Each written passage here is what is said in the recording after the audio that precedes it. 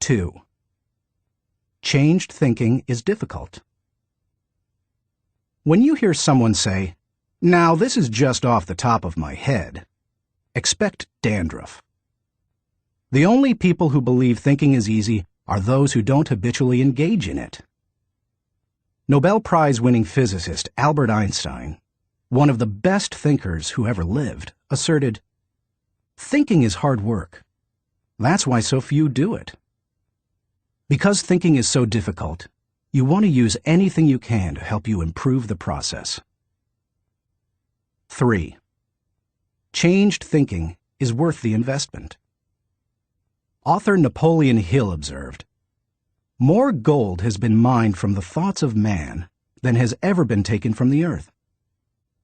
When you take the time to learn how to change your thinking and become a better thinker, you are investing in yourself. Gold mines tap out. Stock markets crash. Real estate investments can go sour, but a human mind with the ability to think well is like a diamond mine that never runs out. It's priceless. How to become a better thinker. Do you want to master the process of good thinking? Do you want to be a better thinker tomorrow than you are today? Then you need to engage in an ongoing process that improves your thinking. I recommend you do the following. 1. Expose yourself to good input. Good thinkers always prime the pump of ideas. They always look for things to get the thinking process started, because what you put in always impacts what comes out. Read books, review trade magazines, listen to tapes, and spend time with good thinkers. And when something intrigues you, whether it's someone else's idea or the seed of an idea that you've come up with yourself, keep it in front of you. Put it in writing and keep it somewhere in your favorite thinking place to stimulate your thinking. 2. Expose yourself to good thinkers. Spend time with the right people.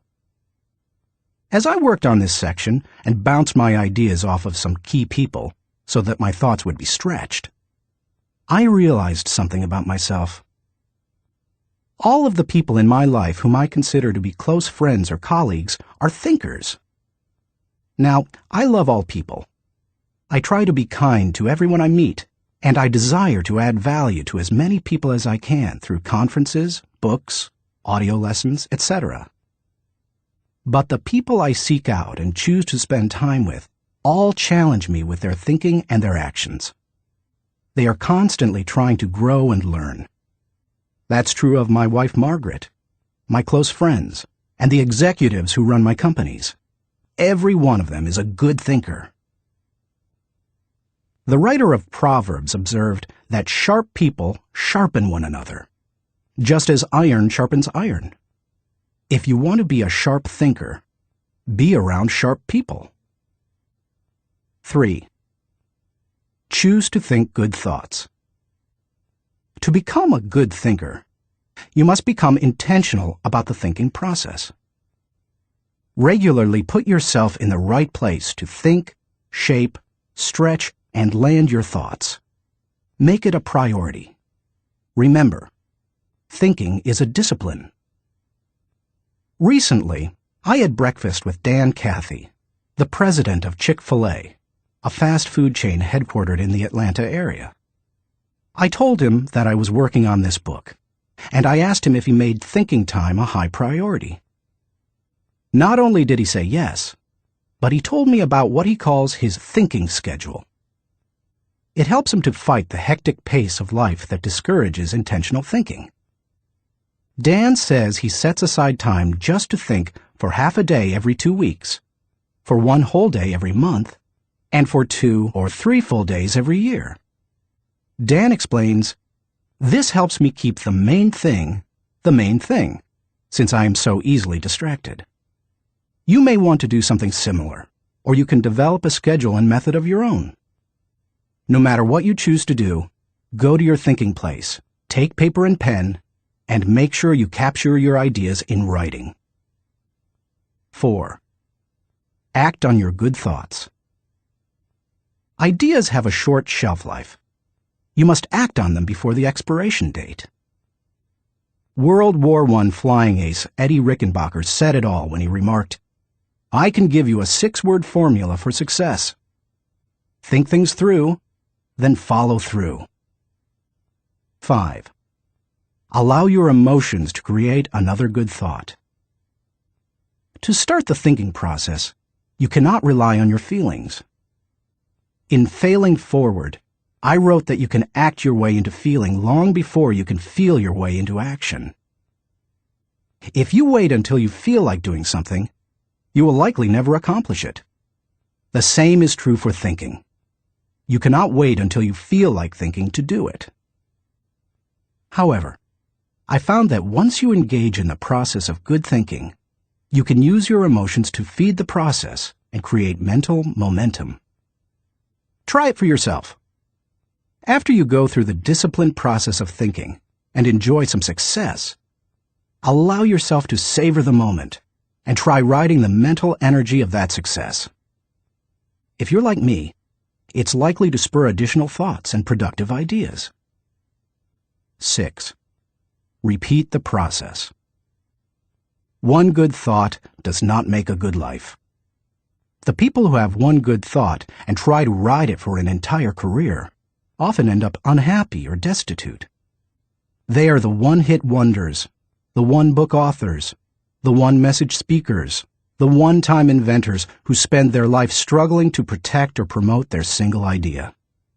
Success comes to those who have an entire mountain of gold that they continually mine, not those who find one nugget and try to live on it for 50 years.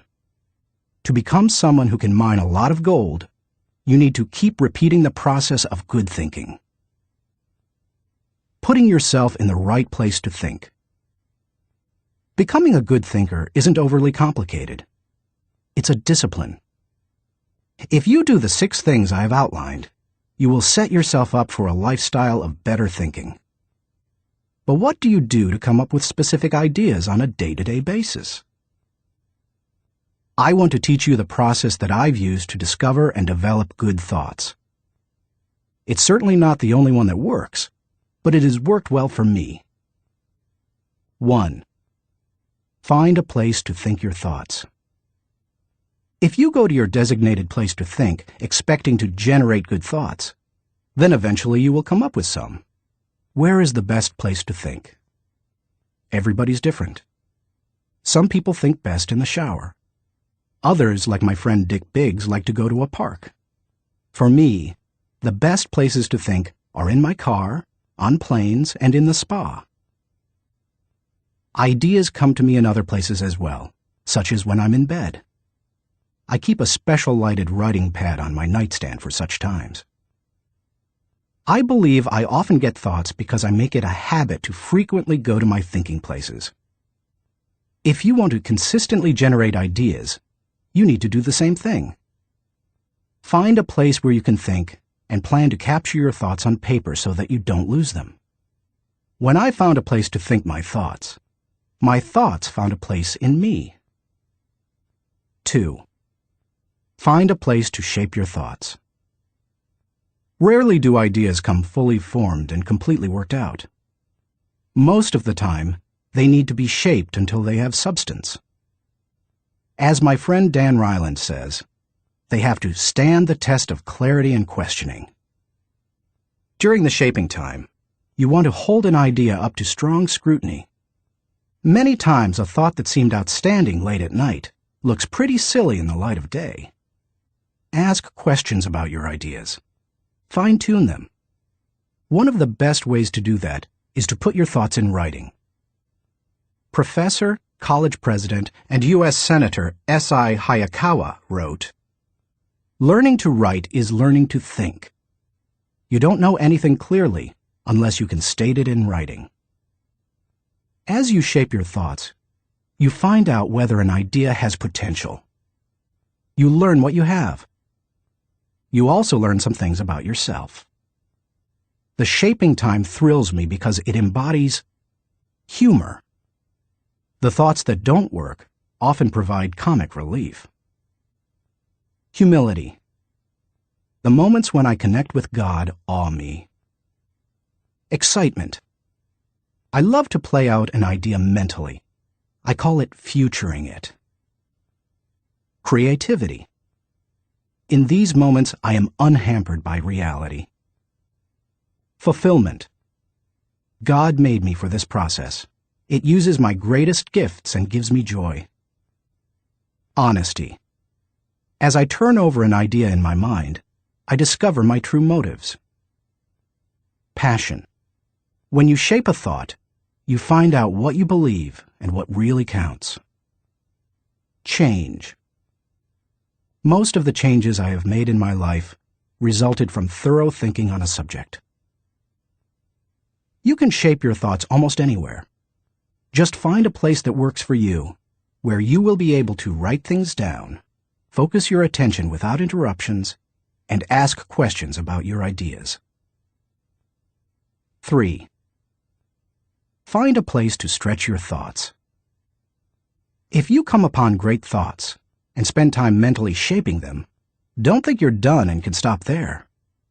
If you do, you will miss some of the most valuable aspects of the thinking process. You miss bringing others in and expanding ideas to their greatest potential. Earlier in my life, I have to admit, I was often guilty of this error. I wanted to take an idea from seed thought to solution before sharing it with anyone, even the people it would most impact. I did this both at work and at home. But over the years, I have learned that you can go much farther with a team than you can go alone. I've found a kind of formula that can help you stretch your thoughts. It says, the right thought plus the right people in the right environment at the right time for the right reason equals the right result. This combination is hard to beat. Like every person, every thought has the potential to become something great. When you find a place to stretch your thoughts, you find that potential. 4. Find a place to land your thoughts. Author C.D. Jackson observes that great ideas need landing gear as well as wings. Any idea that remains only an idea doesn't make a great impact. The real power of an idea comes when it goes from abstraction to application. Think about Einstein's theory of relativity. When he published his theories in 1905 and 1916, they were merely profound ideas.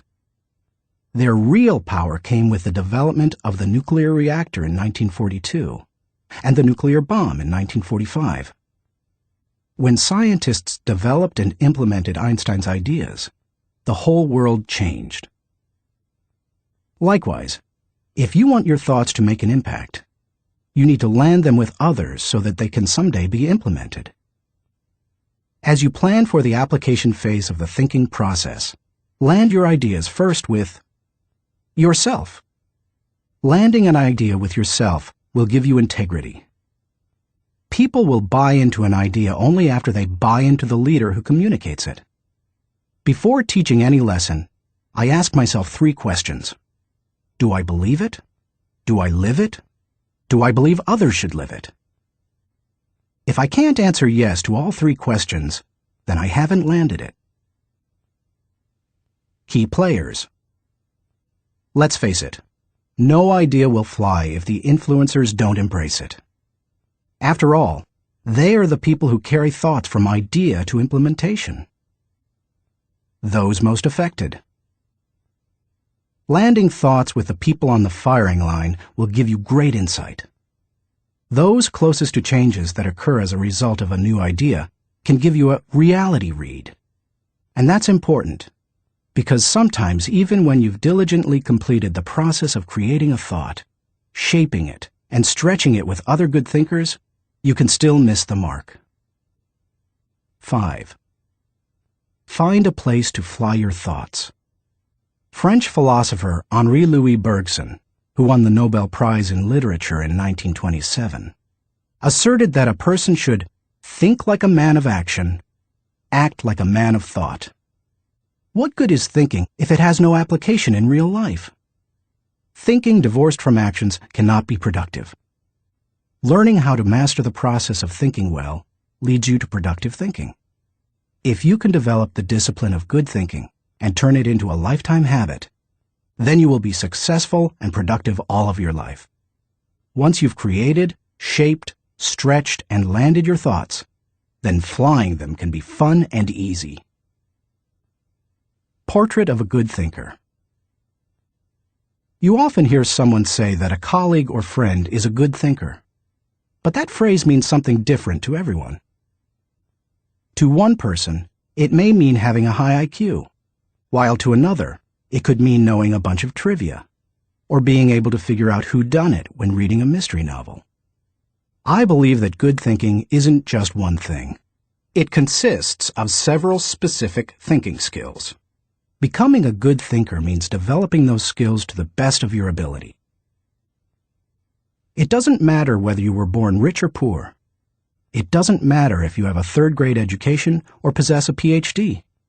It doesn't matter if you suffer from multiple disabilities or you're the picture of health. No matter what your circumstances, you can learn to be a good thinker. All you must do is be willing to engage in the process every day. In Built to Last, Jim Collins and Jerry Porras describe what it means to be a visionary company, the kind of company that epitomizes the pinnacle of American business. They describe those companies this way. A visionary company is like a great work of art. Think of Michelangelo's scenes from Genesis on the ceiling of the Sistine Chapel, or his statue of David. Think of a great and enduring novel like Huckleberry Finn or Crime and Punishment. Think of Beethoven's Ninth Symphony or Shakespeare's Henry V. Think of a beautifully designed building like the masterpieces of Frank Lloyd Wright or Ludwig Mies van der Rohe. You can't point to any one single item that makes the whole thing work. It's the entire work, all the pieces working together to create an overall effect that leads to enduring greatness. Good thinking is similar. You need all the thinking pieces to become the kind of person who can achieve great things. Those pieces include the following 11 skills. Seeing the wisdom of big picture thinking. Unleashing the potential of focused thinking. Discovering the joy of creative thinking. Recognizing the importance of realistic thinking. Releasing the power of strategic thinking. Feeling the energy of possibility thinking. Embracing the lessons of reflective thinking. Questioning the acceptance of popular thinking. Encouraging the participation of shared thinking. Experiencing the satisfaction of unselfish thinking. Enjoying the return of bottom-line thinking. As you read the chapters dedicated to each kind of thinking, you will discover that they do not try to tell you what to think. They attempt to teach you how to think. As you become acquainted with each skill, you will find that some you do well, others you don't. Learn to develop each of those kinds of thinking, and you will become a better thinker. Master all that you can, including the process of shared thinking, which helps you compensate for your weak areas, and your life will change. How successful people think. Chapter 1. Cultivate big picture thinking. Where success is concerned, people are not measured in inches or pounds or college degrees or family background. They are measured by the size of their thinking. David Schwartz. Big picture thinking can benefit any person in any profession. When somebody like Jack Welch tells a GE employee that the ongoing relationship with a customer is more important than the sale of an individual product, he's reminding them of the big picture. When two parents are fed up with potty training, poor grades, or fender benders, and one reminds the other that the current difficult time is only a temporary season, then they benefit from thinking big picture. Real estate developer Donald Trump quipped, "You have to think anyway, so why not think big?" Big picture thinking brings wholeness and maturity to a person's thinking. It brings perspective, It's like making the frame of a picture bigger, in the process expanding not only what you can see, but what you are able to do. Spend time with big picture thinkers, and you will find that they learn continually. Big picture thinkers are never satisfied with what they already know. They are always visiting new places, reading new books, meeting new people, learning new skills. And because of that practice, they often are able to connect the unconnected. They are lifelong learners. To help me maintain a learner's attitude, I spend a few moments every morning thinking about my learning opportunities for the day. As I review my calendar and to-do list, knowing whom I will meet that day, what I will read, which meetings I will attend, I note where I am most likely to learn something. Then I mentally cue myself to look attentively for something that will improve me in that situation. If you desire to keep learning, I want to encourage you to examine your day and look for opportunities to learn. Listen intentionally. An excellent way to broaden your experience is to listen to someone who has expertise in an area where you don't. I search for such opportunities. One year I spoke to about 900 coaches and scouts at the Senior Bowl, where graduating football players participate in their last college game. I had the opportunity, along with my son-in-law Steve Miller, to have dinner with NFL head coaches Dave Wanstead and Butch Davis. It's not often that you get such an opportunity, so I asked them questions about teamwork and spent a lot of time listening to them. At the end of the evening, as Steve and I were walking to our car, he said to me, "John, I bet you asked those coaches 100 questions tonight." "If I'm going to learn and grow," I replied, "I must know what questions to ask and know how to apply the answers to my life." Listening has taught me a lot more than talking. When you meet with people, it's good to have an agenda so that you can learn. It's a great way to partner with people who can do things you can't. Big picture thinkers recognize that they don't know lots of things. They frequently ask penetrating questions to enlarge their understanding and thinking. If you want to become a better big picture thinker, then become a good listener. Look expansively. Writer Henry David Thoreau wrote, "Many an object is not seen, though it falls within the range of our visual ray, because it does not come within the range of our intellectual ray." Human beings habitually see their own world first. For example, when people arrive at a leadership conference put on by my company, Enjoy, they want to know where they're going to park, whether they will be able to get a good and comfortable seat, whether the speaker will be on, and if the breaks will be spaced right.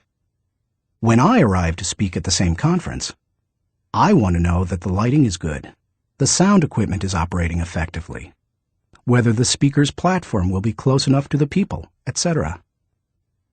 Who you are determines what you see and how you think.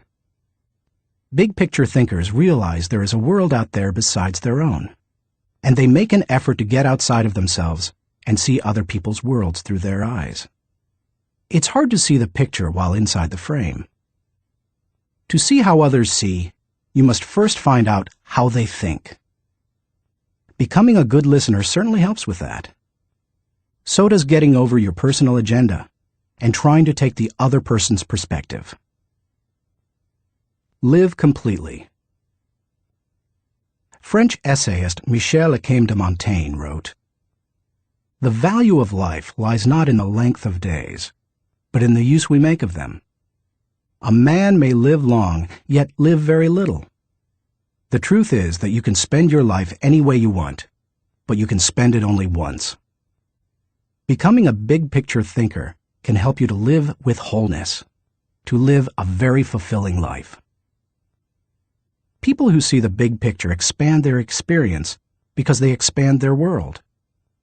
As a result, they accomplish more than narrow-minded people, and they experience fewer unwanted surprises too, because they are more likely to see the many components involved in any given situation: issues, people, relationships, timing, and values.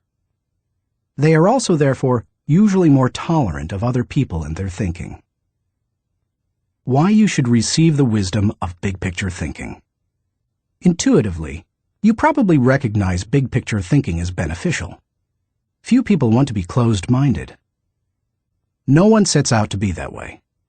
But just in case you're not completely convinced, consider several specific reasons why you should make the effort to become a better big-picture thinker. 1. Big-picture thinking allows you to lead. You can find many big-picture thinkers who aren't leaders, but you will find few leaders who are not big-picture thinkers. Leaders must be able to do many important things for their people. See the vision before their people do. They also see more of it. This allows them to size up situations, taking into account many variables. Leaders who see the big picture discern possibilities as well as problems to form a foundation to build the vision. Once leaders have done that, they can sketch a picture of where the team is going, including any potential challenges or obstacles. The goal of leaders shouldn't be merely to make their people feel good, but to help them be good and accomplish the dream. The vision, shown accurately, will allow leaders to show how the future connects with the past to make the journey more meaningful. When leaders recognize this need for connection and bridge it, then they can seize the moment when the timing is right. In leadership, when to move is as important as what you do. As Winston Churchill said, there comes a special moment in everyone's life, a moment for which that person was born. When he seizes it, it is his finest hour. Whether building roads, planning a trip, or moving in leadership, big picture thinking allows you to enjoy more success. People who are constantly looking at the whole picture have the best chance of succeeding in any endeavor. 2. Big picture thinking keeps you on target. Thomas Fuller, chaplain to Charles II of England, observed, "He that is everywhere is nowhere." To get things done, you need focus. However, to get the right things done, you also need to consider the big picture. Only by putting your daily activities in the context of the big picture will you be able to stay on target. As Alvin Toffler says, you've got to think about big things while you're doing small things, so that all the small things go in the right direction. 3. Big picture thinking allows you to see what others see. One of the most important skills you can develop in human relations is the ability to see things from the other person's point of view. It's one of the keys to working with clients, satisfying customers, maintaining a marriage, rearing children, helping those who are less fortunate, etc. All human interactions are enhanced by the ability to put yourself in another person's shoes. How? Look beyond yourself, your own interests, and your own world. When you work to consider an issue from every possible angle, examine it in the light of another's history, discover the interests and concerns of others, and try to set aside your own agenda, you begin to see what others see. And that is a powerful thing. 4. Big picture thinking promotes teamwork. If you participate in any kind of team activity, then you know how important it is that team members see the whole picture, not just their own part. Anytime a person doesn't know how his work fits with that of his teammates, then the whole team is in trouble. The better the grasp team members have of the big picture, the greater their potential to work together as a team. 5. Big picture thinking keeps you from being caught up in the mundane. Let's face it, some aspects of everyday life are absolutely necessary but thoroughly uninteresting. Big picture thinkers don't let the grind get to them because they don't lose sight of the all-important overview. They know that the person who forgets the ultimate is a slave to the immediate. 6. Big picture thinking helps you to chart uncharted territory. Have you ever heard the expression, "We'll cross that bridge when we come to it"? That phrase undoubtedly was coined by someone who had trouble seeing the big picture. The world was built by people who crossed bridges in their minds long before anyone else did. The only way to break new ground or move into uncharted territory is to look beyond the immediate and see the big picture. How to acquire the wisdom of big picture thinking. If you desire to seize new opportunities and open new horizons, then you need to add big picture thinking to your abilities. To become a good thinker, better able to see the big picture, keep in mind the following suggestions. 1. Don't strive for certainty. Big picture thinkers are comfortable with ambiguity. They don't try to force every observation or piece of data into pre-formulated mental cubbyholes. They think broadly and can juggle many seemingly contradictory thoughts in their minds. If you want to cultivate the ability to think big picture, then you must get used to embracing and dealing with complex and diverse ideas. 2. Learn from every experience. Big picture thinkers broaden their outlook by striving to learn from every experience. They don't rest on their successes, they learn from them. More importantly, they learn from their failures. They can do that because they remain teachable. Varied experiences, both positive and negative, help you see the big picture. The greater the variety of experience and success, the more potential to learn you have. If you desire to be a big picture thinker, then get out there and try a lot of things. Take a lot of chances, and take time to learn after every victory or defeat. 3. Gain insight from a variety of people. Big picture thinkers learn from their experiences, but they also learn from experiences they don't have. That is, they learn by receiving insight from others, from customers, employees, colleagues, and leaders. If you desire to broaden your thinking and see more of the big picture, then seek out counselors to help you. But be wise in whom you ask for advice. Gaining insight from a variety of people doesn't mean stopping anyone and everyone in hallways and grocery store lines and asking what they think about a given subject. Be selective. Talk to people who know and care about you, who know their field, and who bring experience deeper and broader than your own. 4. Give yourself permission to expand your world. If you want to be a big picture thinker, you will have to go against the flow of the world. Society wants to keep people in boxes. Most people are married mentally to the status quo. They want what was, not what can be. They seek safety and simple answers. To think big picture, you need to give yourself permission to go a different way, to break new ground, to find new worlds to conquer. And when your world does get bigger, you need to celebrate. Never forget there is more out there in the world than what you've experienced. Keep learning, keep growing, and keep looking at the big picture. If you desire to be a good thinker, that's what you need to do. Thinking question. Am I thinking beyond myself and my world so that I process ideas with a holistic perspective?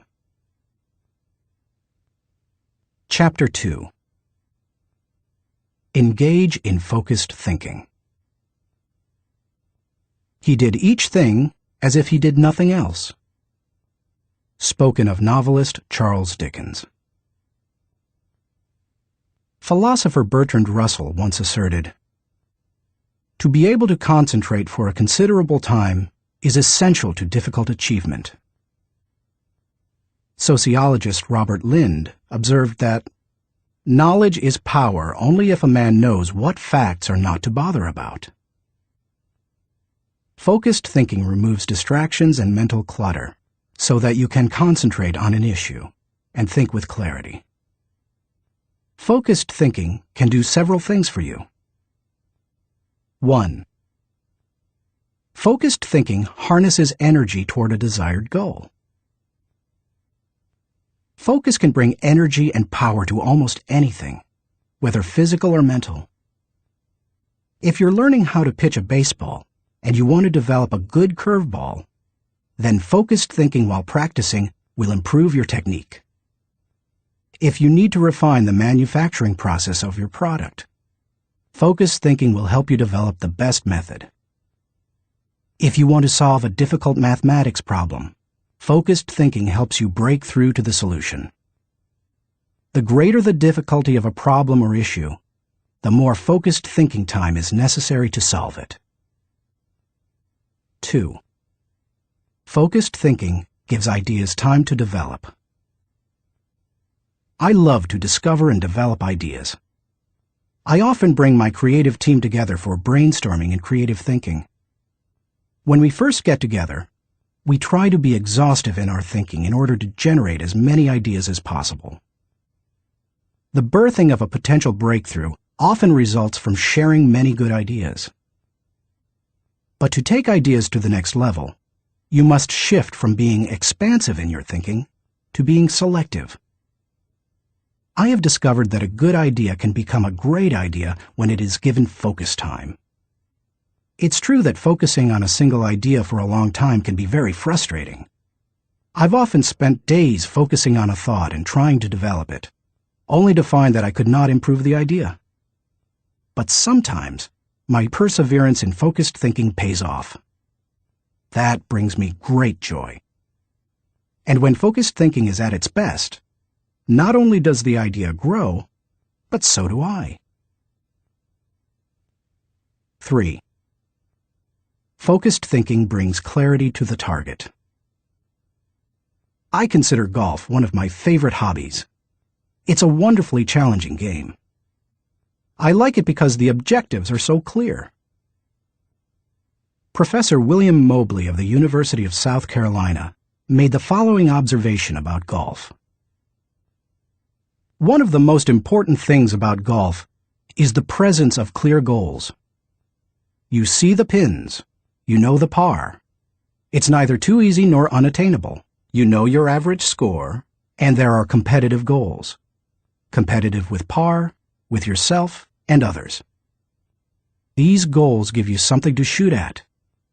In work, as in golf, goals motivate. One time on the golf course, I followed a golfer who neglected to put the pin back in the hole after he putted.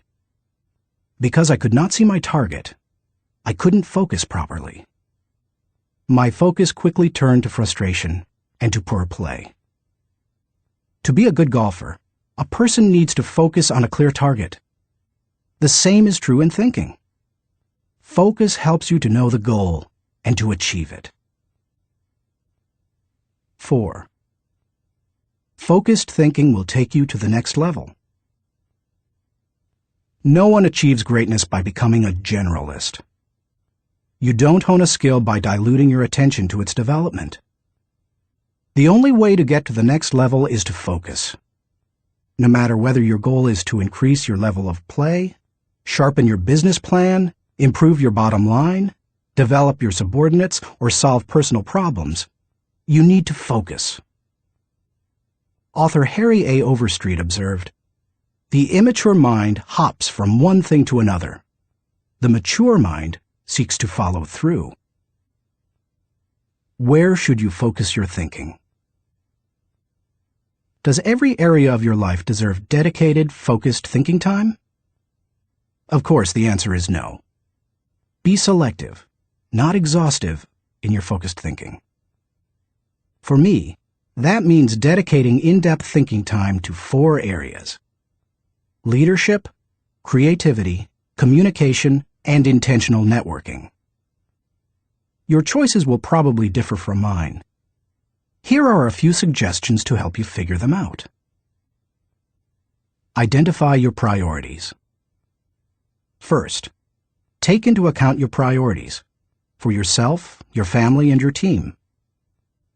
Author, consultant, and award-winning thinker Edward de Bono quipped, "A conclusion is the place where you get tired of thinking." Unfortunately, many people land on priorities based on where they run out of steam. You certainly don't want to do that. Nor do you want to let others set your agenda. There are many ways to determine priorities. If you know yourself well, begin by focusing on your strengths, the things that make best use of your skills and God-given talents. You might also focus on what brings the highest return and reward. Do what you enjoy most and do best. You could use the 80-20 rule. Give 80% of your effort to the top 20%, most important, activities. Another way is to focus on exceptional opportunities that promise a huge return. It comes down to this. Give your attention to the areas that bear fruit. Discover your gifts. Not all people are self-aware and have a good handle on their own skills, gifts, and talents. They are a little like the comic strip character Charlie Brown. One day after striking out in a baseball game, he says, "Rats! I'll never be a big league player. I just don't have it. All my life I've dreamed of playing in the big leagues, but I'll never make it." To which Lucy replies, "Charlie Brown, you're thinking too far ahead. What you need to do is set more immediate goals for yourself." For a moment, Charlie Brown sees a ray of hope. "Immediate goals?" he says. "Yes," answers Lucy. "Start with the next inning. When you go out to pitch, see if you can walk out to the mound without falling down." I've met many individuals who grew up in a household full of Lucys. They received little encouragement or affirmation, and as a result, seem at a loss for direction. If you have that kind of background, you need to work extra hard to figure out what your gifts are. Take a personality profile such as DISC or Myers-Briggs. Interview positive friends and family members to see where they think you shine. Spend some time reflecting on past successes. If you're going to focus your thinking in your areas of strength, you need to know what they are. Develop your dream. If you want to achieve great things, you need to have a great dream. If you're not sure of your dream, use your focused thinking time to help you discover it. If your thinking has returned to a particular area time after time, you may be able to discover your dream there. Give it more focused time and see what happens. Once you find your dream, move forward without second-guessing. Take the advice of Satchel Paige. Don't look back. Something might be gaining on you. The younger you are, the more likely you will give your attention to many things. That's good, because if you're young, you're still getting to know yourself, your strengths and weaknesses. If you focus your thinking on only one thing and your aspirations change, then you've wasted your best mental energy. As you get older and more experienced, the need to focus becomes more critical. The farther and higher you go, the more focused you can be, and need to be. How can you stay focused? Once you have a handle on what you should think about, you must decide how to better focus on it. Here are 5 suggestions to help you with the process. 1. Remove distractions. Removing distractions is no small matter in our current culture, but it's critical. How do you do it? First, by maintaining the discipline of practicing your priorities. Don't do easy things first, or hard things first, or urgent things first. Do first things first, the activities that give you the highest return. In that way, you keep the distractions to a minimum. Second, insulate yourself from distractions. I've found that I need blocks of time to think without interruptions. I've mastered the art of making myself unavailable when necessary and going off to my thinking place so that I can work without interruptions. Because of my responsibilities as founder of 3 companies, however, I am always aware of the tension between my need to remain accessible to others as a leader and my need to withdraw from them to think. The best way to resolve the tension is to understand the value of both activities. Walking slowly through the crowd allows me to connect with people and know their needs. Withdrawing from the crowd allows me to think of ways to add value to them. My advice to you is to place value on and give attention to both. If you naturally withdraw, then make sure to get out among people more often. If you're always on the go and rarely withdraw for thinking time, then remove yourself periodically so that you can unleash the potential of focused thinking. And wherever you are, be there. 2.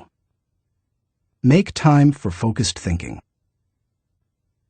Once you have a place to think, you need the time to think. Because of the fast pace of our culture, people tend to multitask, but that's not always a good idea. Switching from task to task can cost you up to 40% efficiency. According to researchers, if you're trying to accomplish many things at the same time, you'll get more done by focusing on one task at a time, not by switching constantly from one task to another. Years ago, I realized that my best thinking time occurs in the morning. Whenever possible, I reserve my mornings for thinking and writing. One way to gain time for focused thinking is to impose upon yourself a rule that one company implemented. Don't allow yourself to look at email until after 10 a.m. Instead, focus your energies on your number 1 priority. Put non-productive time wasters on hold so that you can create thinking time for yourself. 3. Keep items of focus before you. Ralph Waldo Emerson, the great transcendental thinker, believed, "Concentration is the secret of strength in politics, in war, in trade, in short, in all management of human affairs." To help me concentrate on the things that matter, I work to keep important items before me. One way is to ask my assistant, Linda Eggers, to keep bringing it up, asking me about it, giving me additional information in reference to it. I'll also keep a file or page on my desk so that I see it every day as I work. That strategy has successfully helped me for 30 years to stimulate and sharpen ideas. If you've never done it, I recommend that you try it. I'll tell you more about it in the section on reflective thinking. 4. Set goals. I believe goals are important. The mind will not focus until it has clear objectives. But the purpose of goals is to focus your attention and give you direction, not to identify a final destination. As you think about your goals, note that they should be clear enough to be kept in focus, close enough to be achieved, helpful enough to change lives. Those guidelines will get you going. And be sure to write down your goals. If they're not written, I can almost guarantee that they're not focused enough. And if you really want to make sure they're focused, take the advice of David Belasco, who says, "If you can't write your idea on the back of my business card, you don't have a clear idea."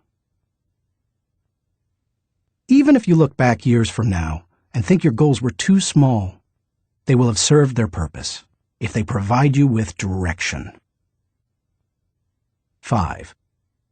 Question your progress. Take a good look at yourself from time to time to see whether you are actually making progress. That is the most accurate measure of whether you are making the best use of focused thinking. Ask yourself, am I seeing a return for my investment of focused thinking time?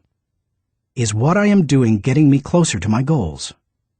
Am I headed in a direction that helps me to fulfill my commitments, maintain my priorities, and realize my dreams? What are you giving up to go up. No one can go to the highest level and remain a generalist. My dad used to say, "Find the one thing you do well and don't do anything else." I've found that to do well at a few things, I've had to give up many things. As I worked on this chapter, I spent some time reflecting on the kinds of things I've given up. Here are the main ones. I can't know everyone. I love people, and I'm outgoing. Put me into a room full of people and I feel energized. So it goes against my grain to restrict myself from spending time with lots of people. To compensate for that, I've done a couple of things. First, I've chosen a strong inner circle of people. They not only provide tremendous professional help, but they also make life's journey much more pleasant. Second, I ask certain friends to catch me up on what's happening in the lives of other friends. I usually do that when I'm traveling and can't block out the time I would need for focused thinking. I can't do everything. There are only a few exceptional opportunities in any person's lifetime. That's why I strive for excellence in a few things rather than a good performance in many. That's cost me. Because of my workload, I also have to skip doing many things that I would love to do. For example, every week I hand off projects that I think would be fun to do myself. I practice the 10-80-10 principle with the people to whom I'm delegating a task. I help with the first 10% by casting vision, laying down parameters, providing resources, and giving encouragement. Then, once they've done the middle 80%, I come alongside them again and help them take whatever it is the rest of the way, if I can. I call it putting the cherry on top. I can't go everywhere. Every conference speaker and author has to travel a lot. Before I began doing much speaking, that seemed like a glamorous life. But after logging several million miles, I know what kind of a toll it can take. Ironically, I still love traveling for pleasure with my wife Margaret. It's one of our great joys. She and I could take 10 vacations a year and enjoy every one of them. Yet we can't because so much of my time is consumed doing what I was called to do: help people to grow personally and to develop as leaders. I can't be well-rounded. Being focused also keeps me from being well-rounded. I tell people, 99% of everything in life I don't need to know about. I try to focus on the 1% that gives me the highest return. And of the remaining 99, Margaret keeps me aware of whatever I need to know. It's one of the ways I keep from getting totally out of balance in my life. Being willing to give up some of the things you love in order to focus on what has the greatest impact isn't an easy lesson to learn. But the earlier you embrace it, the sooner you can dedicate yourself to excellence in what matters most. Thinking question. Am I dedicated to removing distractions and mental clutter so that I can concentrate with clarity on the real issue? Chapter 3. Harness Creative Thinking. The joy is in creating, not maintaining. Vince Lombardi, NFL Hall of Fame coach. Creativity is pure gold, no matter what you do for a living. Annette Moser-Wellman, author of The 5 Faces of Genius, asserts, "The most valuable resource you bring to your work and to your firm is your creativity. More than what you get done, more than the role you play, more than your title, more than your output, it's your ideas that matter." Despite the importance of a person's ability to think with creativity, few people seem to possess the skill in abundance. If you're not as creative as you would like to be, you can change your way of thinking. Creative thinking isn't necessarily original thinking. In fact, I think people mythologize original thought. Most often, Creative thinking is a composite of other thoughts discovered along the way. Even the great artists, whom we consider highly original, learned from their masters, modeled their work on that of others, and brought together a host of ideas and styles to create their own work. Study art, and you will see threads that run through the work of all artists and artistic movements, connecting them to other artists who went before them. Characteristics of creative thinkers. Perhaps you're not even sure what I mean when I ask whether you are a creative thinker. Consider some characteristics that creative thinkers have in common. Creative thinkers value ideas. Annette Moser-Wellman observes, "Highly creative people are dedicated to ideas. They don't rely on their talent alone. They rely on their discipline. Their imagination is like a second skin. They know how to manipulate it to its fullest." Creativity is about having ideas, lots of them. You will have ideas only if you value ideas. Creative thinkers explore options. I've yet to meet a creative thinker who didn't love options. Exploring a multitude of possibilities helps to stimulate the imagination, and imagination is crucial to creativity. As Albert Einstein put it, imagination is more important than knowledge. People who know me well will tell you that I place a very high value on options. Why? Because they provide the key to finding the best answer, not the only answer. Good thinkers come up with the best answers. They create backup plans that provide them with alternatives. They enjoy freedom that others do not possess, and they will influence and lead others. Creative thinkers embrace ambiguity. Writer H.L. Mencken said, "It is the dull man who is always sure, and the sure man who is always dull." Creative people don't feel the need to stamp out uncertainty. They see all kinds of inconsistencies and gaps in life, and they often take delight in exploring those gaps, or in using their imagination to fill them in. Creative thinkers celebrate the offbeat. Creativity, by its very nature, often explores off the beaten path and goes against the grain. Diplomat and longtime president of Yale University, Kingman Brewster, said, "There is a correlation between the creative and the screwball, so we must suffer the screwball gladly."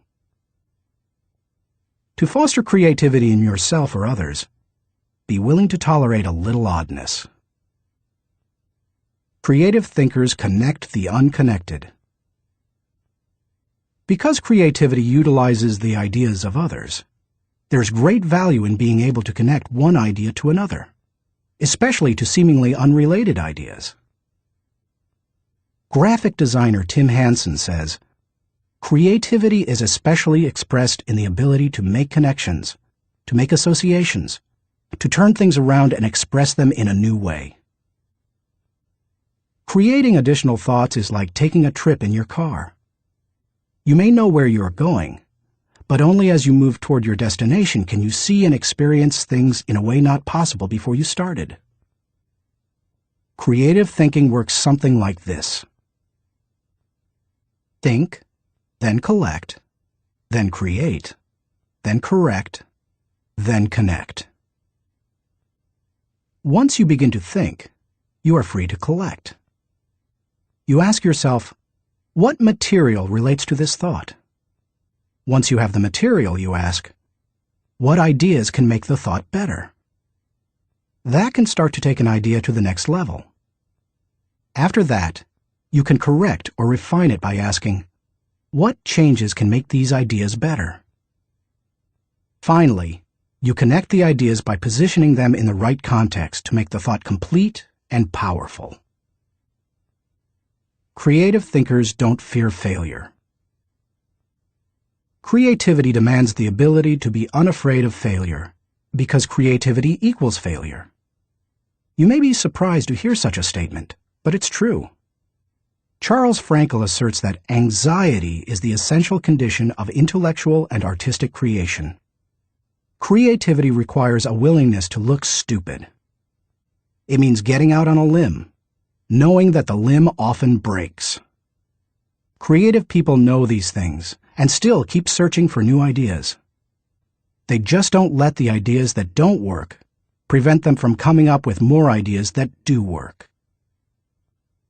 Why you should discover the joy of creative thinking. Creativity can improve a person's quality of life. Here are 5 specific things creative thinking has the potential to do for you. 1. Creative thinking adds value to everything. Wouldn't you enjoy a limitless reservoir of ideas that you could draw upon at any time? That's what creative thinking gives you. For that reason, no matter what you are currently able to do, creativity can increase your capabilities. Creativity is being able to see what everybody else has seen and think what nobody else has thought, so that you can do what nobody else has done. Sometimes, creative thinking lies along the lines of invention, where you break new ground. Other times, it moves along the lines of innovation, which helps you to do old things in a new way. But either way, it's seeing the world through sufficiently new eyes so that new solutions appear. That always adds value. 2. Creative thinking compounds. Over the years, I've found that creative thinking is hard work, but creative thinking compounds, given enough time and focus. Perhaps more than any other kind of thinking, creative thinking builds on itself and increases the creativity of the thinker. Poet Maya Angelou observed, "You can't use up creativity. The more you use, the more you have." Sadly, too often creativity is smothered rather than nurtured. There has to be a climate in which new ways of thinking, perceiving, questioning are encouraged. If you cultivate creative thinking in an environment that nurtures creativity, there's no telling what kind of ideas you can come up with. I'll talk more on that later.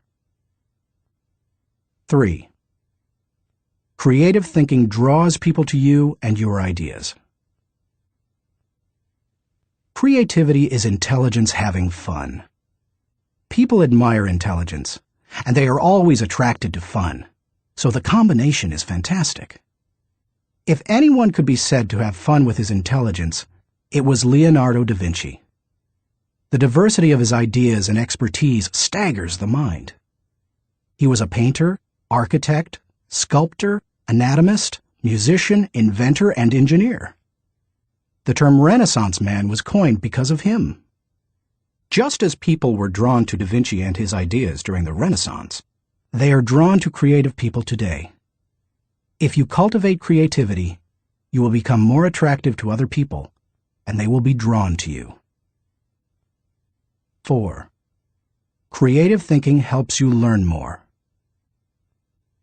Author and creativity expert Ernie Zielinski says, "Creativity is the joy of not knowing it all. The joy of not knowing it all refers to the realization that we seldom, if ever, have all the answers. We always have the ability to generate more solutions to just about any problem. Being creative is being able to see or imagine a great deal of opportunity to life's problems. Creativity is having options." It almost seems too obvious to say, but if you are always actively seeking new ideas, you will learn. Creativity is teachability. It's seeing more solutions than problems. And the greater the quantity of thoughts, the greater the chance for learning something new. 5. Creative thinking challenges the status quo. If you desire to improve your world, or even your own situation, then creativity will help you. The status quo and creativity are incompatible. Creativity and innovation always walk hand in hand. How to discover the joy of creative thinking. At this point, you may be saying, okay, I'm convinced that creative thinking is important. But how do I find the creativity within me? How do I discover the joy of creative thought? Here are 5 ways to do it. 1. Remove creativity killers. Economics professor and humor author Stephen Leacock said, "Personally, I would sooner have written Alice in Wonderland than the whole Encyclopedia Britannica." He valued the warmth of creativity over cold facts. If you do too, then you need to eliminate attitudes that devalue creative thinking. Take a look at the following phrases. They are almost guaranteed to kill creative thinking anytime you hear or think them.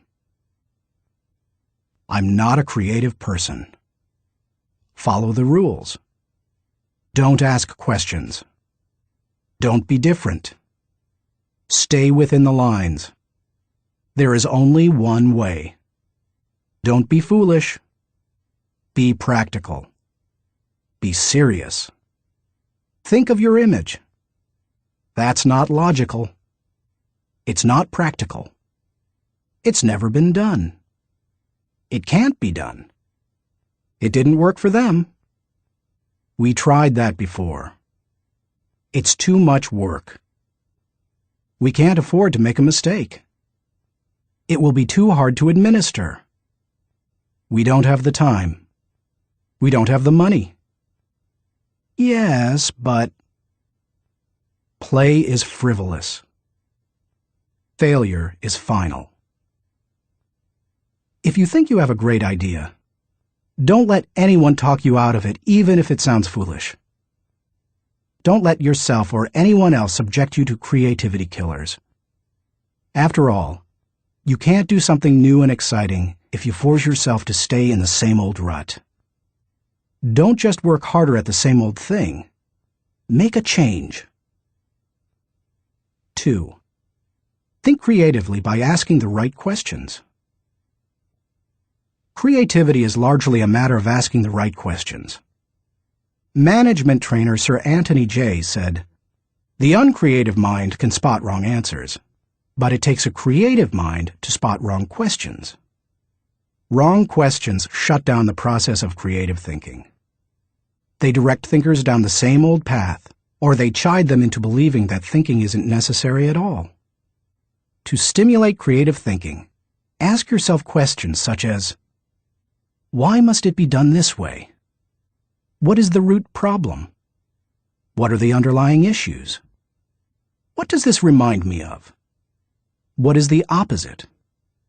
What metaphor or symbol helps to explain it? Why is it important? What's the hardest or most expensive way to do it? Who has a different perspective on this? What happens if we don't do it at all? You get the idea. And you can probably come up with better questions yourself. Physicist Tom Hirschfeld observed, "If you don't ask, why this, often enough, somebody will ask, why you?" If you want to think creatively, you must ask good questions. You must challenge the process. 3. Develop a creative environment. Charlie Brower said, "A new idea is delicate. It can be killed by a sneer or a yawn. It can be stabbed to death by a quip and worried to death by a frown on the right man's brow. Negative environments kill thousands of great ideas every minute." A creative environment, on the other hand, becomes like a greenhouse where ideas get seeded, sprout up, and flourish. A creative environment encourages creativity. David Hills says, "Studies of creativity suggest that the biggest single variable of whether or not employees will be creative is whether they perceive they have permission. When innovation and good thinking are openly encouraged and rewarded, then people see that they have permission to be creative." A creative environment places a high value on trust among team members and individuality. Creativity always risks failure. That's why trust is so important to creative people. In the creative process, trust comes from people working together, from knowing that people on the team have experience launching successful, creative ideas, and from the assurance that creative ideas won't go to waste because they will be implemented. A creative environment embraces those who are creative. Creative people celebrate the offbeat. How should creative people be treated? I take the advice of Tom Peters. Weed out the dullards, nurture the nuts. I do that by spending time with them, which I enjoy anyway. I especially like to pull people into brainstorming sessions. People look forward to an invitation to such meetings because the time will be filled with energy, ideas, and laughter. And the odds are high that a new project, seminar, or business strategy will result. When that happens, they also know a party's coming. A creative environment focuses on innovation, not just invention. Sam Weston, creator of the popular action figure G.I. Joe, said, "Truly groundbreaking ideas are rare, but you don't necessarily need one to make a career out of creativity." My definition of creativity is the logical combination of two or more existing elements that result in a new concept. The best way to make a living with your imagination is to develop innovative applications, not imagine completely new concepts. Creative people say, "Give me a good idea, and I'll give you a better idea." A creative environment is willing to let people go outside the lines. Most people automatically stay within lines, even if those lines have been arbitrarily drawn or are terribly out of date. Remember, most limitations we face are not imposed on us by others. We place them on ourselves. Lack of creativity often falls into that category. If you want to be more creative, challenge boundaries. Inventor Charles Kettering said, "All human development, no matter what form it takes, must be outside the rules. Otherwise, we would never have anything new." A creative environment takes that into account. A creative environment appreciates the power of a dream. A creative environment promotes the freedom of a dream. A creative environment encourages the use of a blank sheet of paper and the question, if we could draw a picture of what we want to accomplish, what would that look like? A creative environment allowed Martin Luther King Jr. to speak with passion and declare to millions, "I have a dream," not "I have a goal."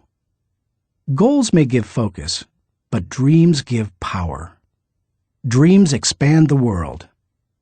That is why James Allen suggested that dreamers are the saviors of the world.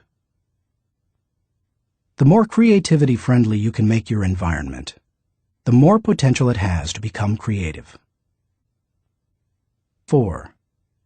Spend time with other creative people. What if the place you work has an environment hostile to creativity, and you possess little ability to change it? One possibility is to change jobs. But what if you desire to keep working there despite the negative environment? Your best option is to find a way to spend time with other creative people. Creativity is contagious. Have you ever noticed what happens during a good brainstorming session? One person throws out an idea. Another person uses it as a springboard to discover another idea. Someone else takes it in yet another, even better direction. Then somebody grabs hold of it and takes it to a whole new level. The interplay of ideas can be electric. I have a strong group of creative individuals in my life. I make sure to spend regular time with them. When I leave them, I always feel energized. I'm full of ideas, and I see things differently. They truly are indispensable to my life. It's a fact that you begin to think like the people you spend a lot of time with. The more time you can spend with creative people, engaging in creative activities, the more creative you will become. 5. Get out of your box. Actress Katharine Hepburn remarked, "If you obey all the rules, you will miss all the fun." While I don't think it's necessary to break all the rules, many are in place to protect us, I do think it's unwise to allow self-imposed limitations to hinder us. Creative thinkers know that they must repeatedly break out of the box of their own history and personal limitations in order to experience creative breakthroughs. The most effective way to help yourself get out of the box is to expose yourself to new paradigms. One way you can do that is by traveling to new places. Explore other cultures, countries, and traditions. Find out how people very different from you live and think. Another is to read on new subjects. I'm naturally curious and love to learn, but I still have a tendency to read books only on my favorite subjects, such as leadership. I sometimes have to force myself to read books that broaden my thinking, because I know it's worth it. If you want to break out of your own box, get into somebody else's. Read broadly. Many people mistakenly believe that if individuals aren't born with creativity, they will never be creative. But you can see from the many strategies and examples I've given that creativity can be cultivated in the right supportive environment. Thinking question. Am I working to break out of my box of limitations so that I explore ideas and options to experience creative breakthroughs? Chapter 4. Employ realistic thinking. The first responsibility of a leader is to define reality. Max Dupree, Chairman of the Board of Herman Miller Incorporated. As anyone knows who's been out of school for a few years, there's usually a huge gap between a college education and the reality of the working world. Honestly, early in my career, I went out of my way to avoid too much realistic thinking because I thought it would interfere with my creative thinking. But as I've grown, I've come to realize that realistic thinking adds to my life. Reality check. Reality is the difference between what we wish and what is. It took some time for me to evolve into a realistic thinker. The process went in phases. First, I did not engage in realistic thinking at all. After a while, I realized that it was necessary, so I began to engage in it occasionally. But I didn't like it, because I thought it was too negative. And any time I could delegate it, I did. Eventually, I found that I had to engage in realistic thinking if I was going to solve problems and learn from my mistakes. And in time, I became willing to think realistically before I got in trouble and make it a continual part of my life. Today, I encourage my key leaders to think realistically. We make realistic thinking the foundation of our business because we derive certainty and security from it. Why you should recognize the importance of realistic thinking. If you're a naturally optimistic person as I am, you may not possess great desire to become a more realistic thinker. But cultivating the ability to be realistic in your thinking will not undermine your faith in people, nor will it lessen your ability to see and seize opportunities. Instead, it will add value to you in other ways. 1. Realistic thinking minimizes downside risk. Actions always have consequences. Realistic thinking helps you to determine what those consequences could be. And that's crucial, because only by recognizing and considering consequences can you plan for them. If you plan for the worst-case scenario, you can minimize the downside risk. 2. Realistic thinking gives you a target and a game plan. I've known business people who were not realistic thinkers. Here's the good news. They were very positive and had a high degree of hope for their business. Here's the bad news. Hope is not a strategy. Realistic thinking leads to excellence in leadership and management because it requires people to face reality. They begin to define their target and develop a game plan to hit it. When people engage in realistic thinking, they also begin to simplify practices and procedures, which results in better efficiency. Truthfully, in business, only a few decisions are important. Realistic thinkers understand the difference between the important decisions and those that are merely necessary in the normal course of business. The decisions that matter relate directly to your purpose. James Allen was right when he wrote, "Until thought is linked with purpose, there is no intelligent accomplishment." 3. Realistic thinking is a catalyst for change. People who rely on hope for their success rarely make change a high priority. If you have only hope, you imply that achievement and success are out of your hands. It's a matter of luck or chance. Why bother changing? Realistic thinking can dispel that kind of wrong attitude. There's nothing like staring reality in the face to make a person recognize the need for change. Change alone doesn't bring growth, but you cannot have growth without change. 4. Realistic thinking provides security.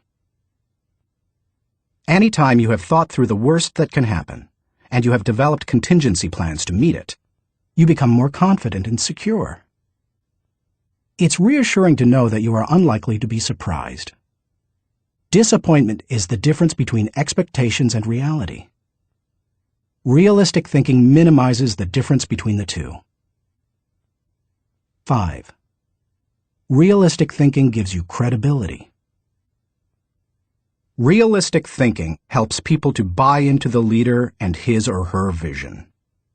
Leaders continually surprised by the unexpected soon lose credibility with their followers.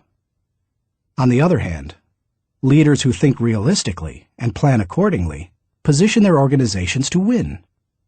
That gives their people confidence in them. The best leaders ask realistic questions before casting vision. They ask themselves things like, is it possible? Does this dream include everyone or just a few? Have I identified and articulated the areas that will make this dream difficult to achieve? 6. Realistic thinking provides a foundation to build on. Thomas Edison observed, "The value of a good idea is in using it." The bottom line on realistic thinking is that it helps you to make an idea usable by taking away the wish factor. Most ideas and efforts don't accomplish their intended results because they rely too much on what we wish rather than what is. You can't build a house in midair. It needs a solid foundation. Ideas and plans are the same. They need something concrete on which to build. Realistic thinking provides that solid foundation. 7. Realistic thinking is a friend to those in trouble. If creativity is what you would do if you were unafraid of the possibility of failure, then reality is dealing with failure if it does happen. Realistic thinking gives you something concrete to fall back on during times of trouble, which can be very reassuring. Certainty in the midst of uncertainty brings stability. 8. Realistic thinking brings the dream to fruition. British novelist John Galsworthy wrote, "Idealism increases in direct proportion to one's distance from the problem. If you don't get close enough to a problem, you can't tackle it. If you don't take a realistic look at your dream and what it will take to accomplish it, you will never achieve it." Realistic thinking helps to pave the way for bringing any dream to fruition. How to recognize the importance of realistic thinking.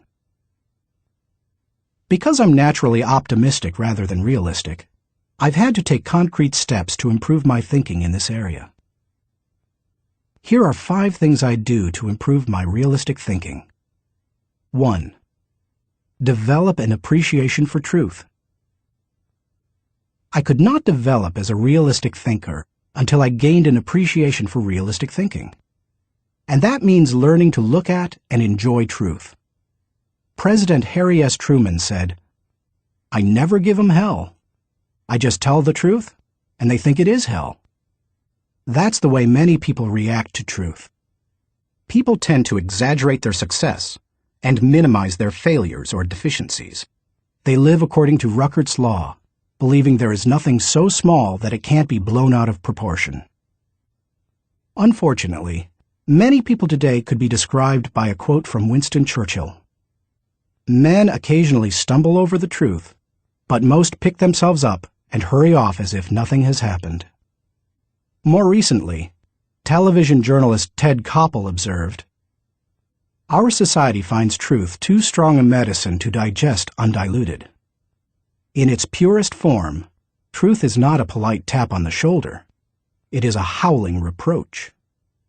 In other words, the truth will set you free, but first, it will make you angry. If you want to become a realistic thinker, however, you need to get comfortable dealing with the truth and face up to it. 2. Do your homework. The process of realistic thinking begins with doing your homework. You must first get the facts. Former governor, congressman, and ambassador Chester Bowles said, "When you approach a problem, strip yourself of preconceived opinions and prejudice. Assemble and learn the facts of the situation. Make the decision which seems to you to be the most honest, and then stick to it. It doesn't matter how sound your thinking is if it's based on faulty data or assumptions. You can't think well in the absence of facts, or in the presence of poor information. You can also find out what others have done in similar circumstances. Remember, your thinking doesn't necessarily have to be original. It just has to be solid. Why not learn all you can from good thinkers who have faced similar situations in the past? Some of my best thinking has been done by others. 3. Think through the pros and cons.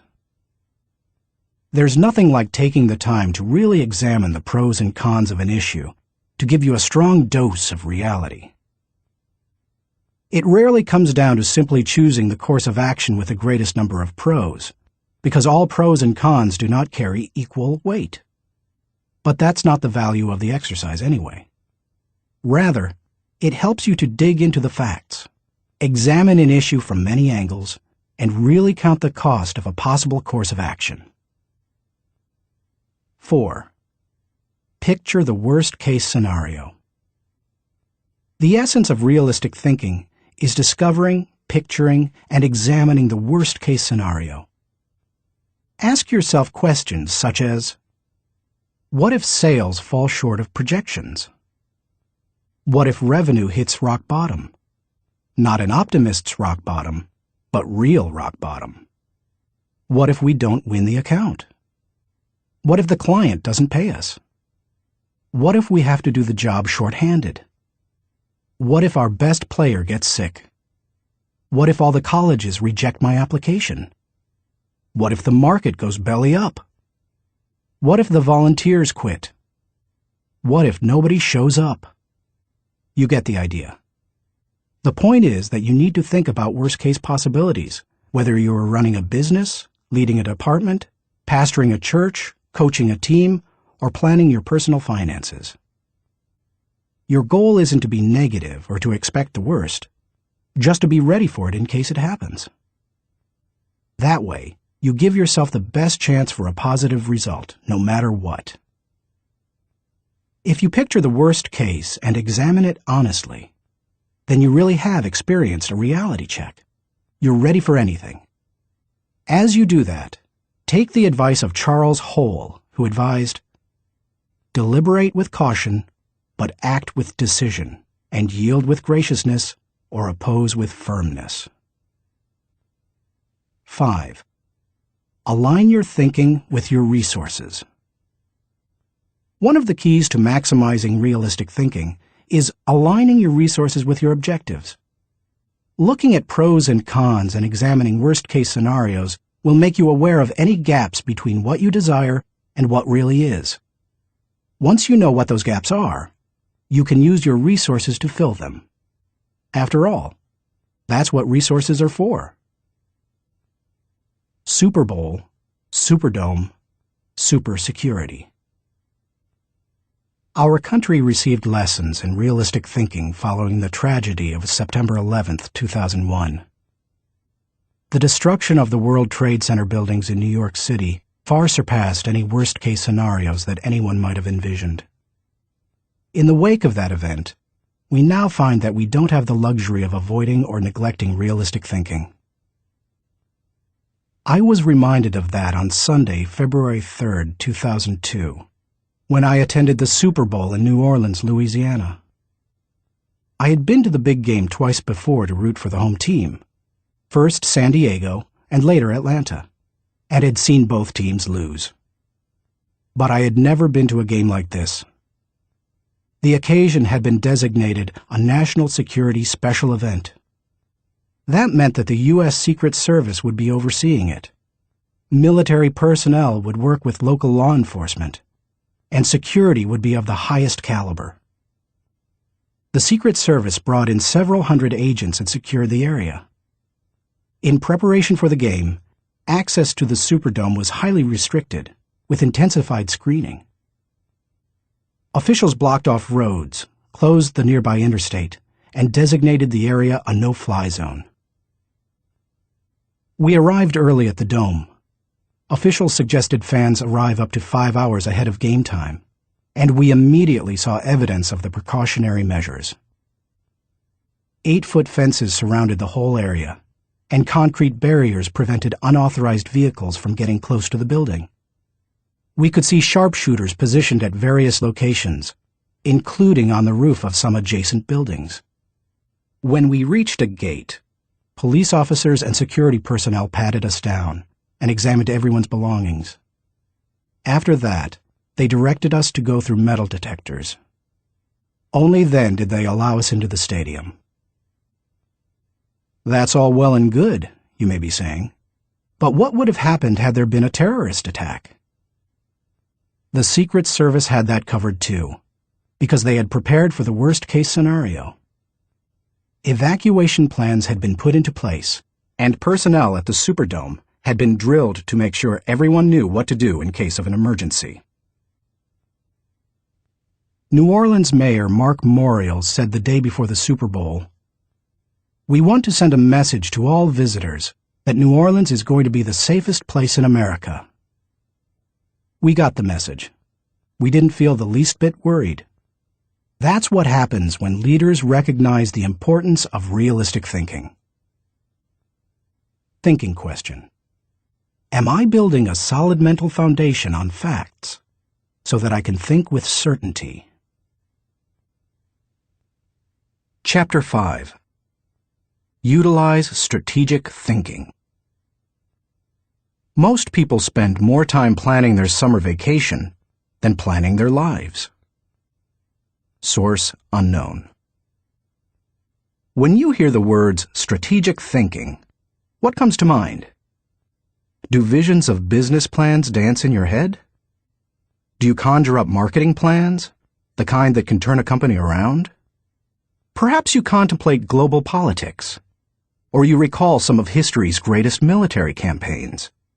Hannibal crossing the Alps to surprise the Roman army, Charlemagne's conquest of Western Europe, or the Allies' D-Day invasion of Normandy. Perhaps, but strategy doesn't have to be restricted to military action, or even to business. Strategic thinking can make a positive impact on any area of life. Plan your life, live your plan. I've observed that most people try to plan their lives one day at a time. They wake up, make up their to-do list, and dive into action. Although some people aren't even that strategic.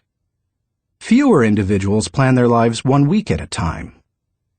They review their calendar for the week, check their appointments, review their goals, and then get to work. They generally outachieve most of their daily planning colleagues. I try to take planning one step further.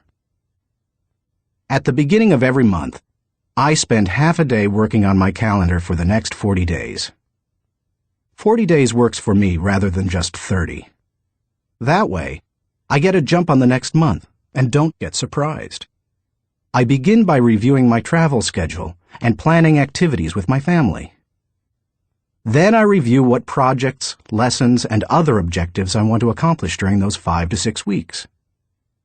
Then I start blocking out days and times for thinking, writing, working, meeting with people, etc. I set times to do fun things, such as seeing a show, watching a ball game, or playing golf. I also set aside small blocks of time to compensate for the unexpected. By the time I'm done, I can tell you nearly everything I'll be doing almost hour by hour during the coming weeks. This strategy is one of the reasons I have been able to accomplish much. Why you should release the power of strategic thinking.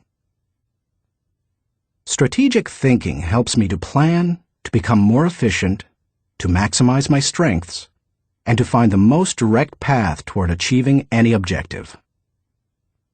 The benefits of strategic thinking are numerous.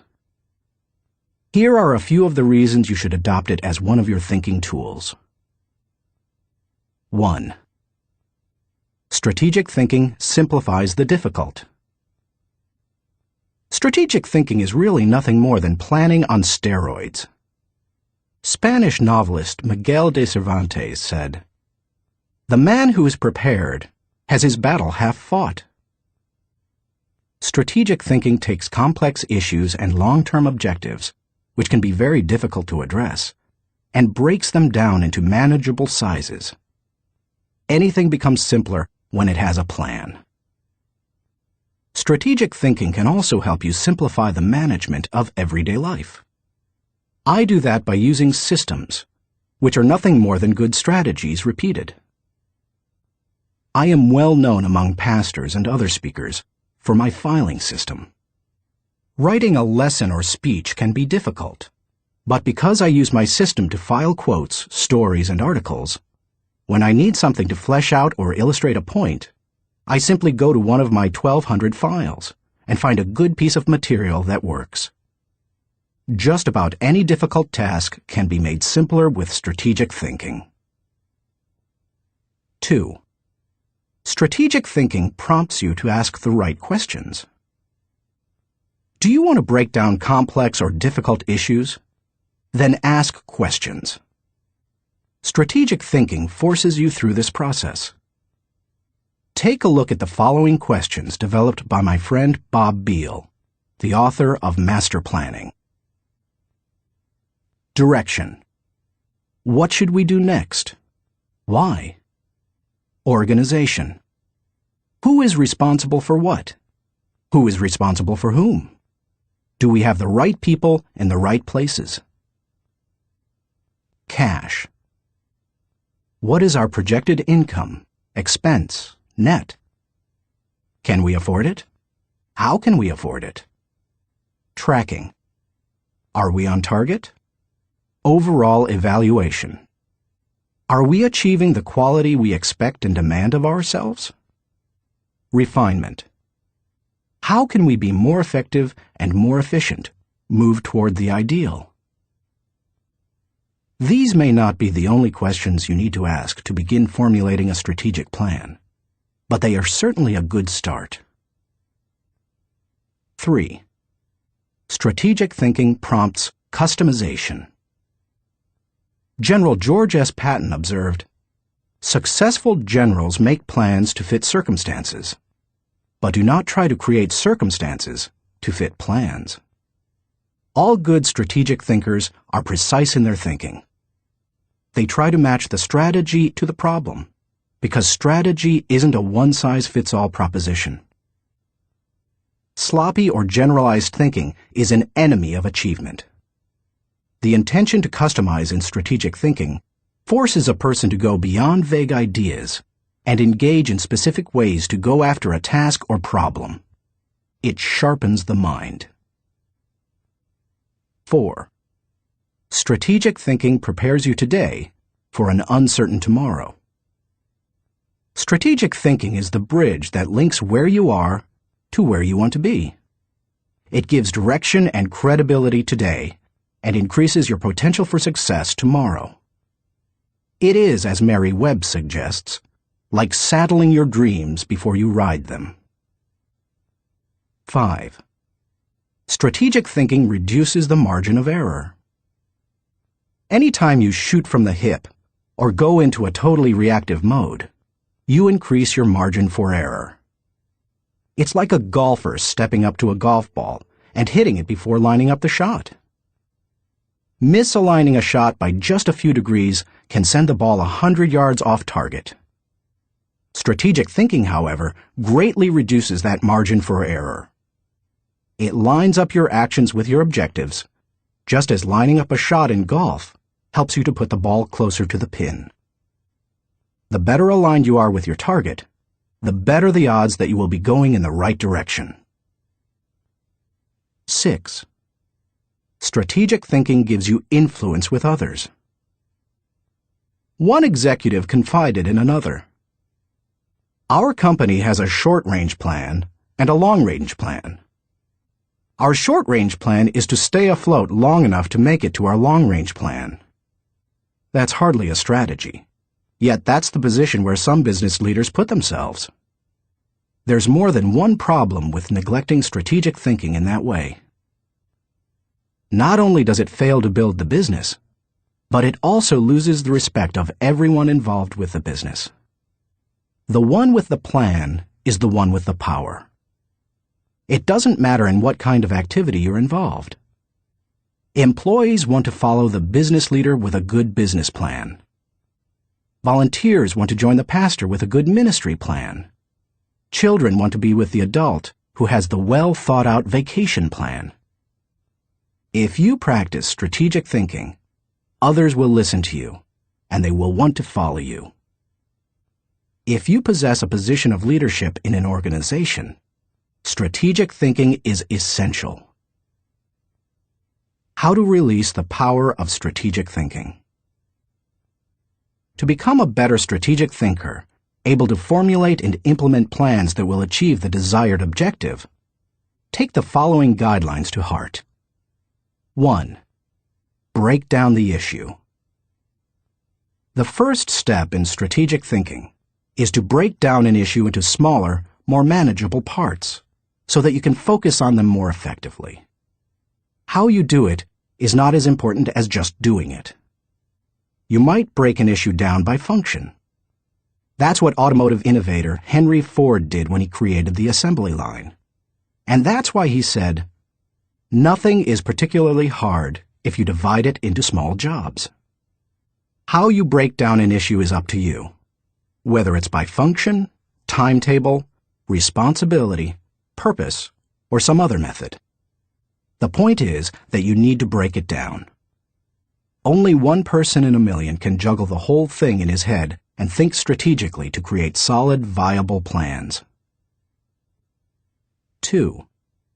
Ask why before how.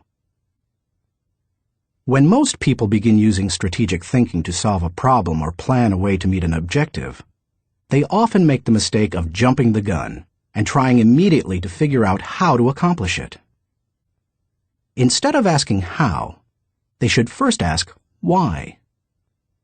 If you jump right into problem-solving mode, how are you going to know all the issues? Eugene G. Grace says, "Thousands of engineers can design bridges, calculate strains and stresses, and draw up specifications for machines. But the great engineer is the man who can tell whether the bridge or the machine should be built at all, where it should be built, and when." Asking why helps you to think about all the reasons for decisions. It helps you to open your mind to possibilities and opportunities. The size of an opportunity often determines the level of resources and effort that you must invest. Big opportunities allow for big decisions. If you jump to how too quickly, you might miss that. 3. Identify the real issues and objectives. William Feather, author of The Business of Life, said, "Before it can be solved, A problem must be clearly defined. Too many people rush to solutions, and as a result, they end up solving the wrong problem. To avoid that, ask probing questions to expose the real issues. Challenge all of your assumptions. Collect information even after you think you've identified the issue. You may still have to act with incomplete data, but you don't want to jump to a conclusion before you gather enough information to begin identifying the real issue. Begin by asking, what else could be the real issue? You should also remove any personal agenda. More than almost anything else, that can cloud your judgment. Discovering your real situation and objectives is a major part of the battle. Once the real issues are identified, the solutions are often simple. 4. Review your resources. I already mentioned how important it is to be aware of your resources, but it bears repeating. A strategy that doesn't take into account resources is doomed to failure. Take an inventory. How much time do you have?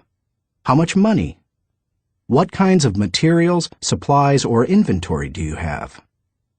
What are your other assets? What liabilities or obligations will come into play? Which people on the team can make an impact? You know your own organization and profession. Figure out what resources you have at your disposal. 5. Develop your plan. How you approach the planning process depends greatly on your profession and the size of the challenge that you're planning to tackle, so it's difficult to recommend many specifics. However, no matter how you go about planning, take this advice. Start with the obvious.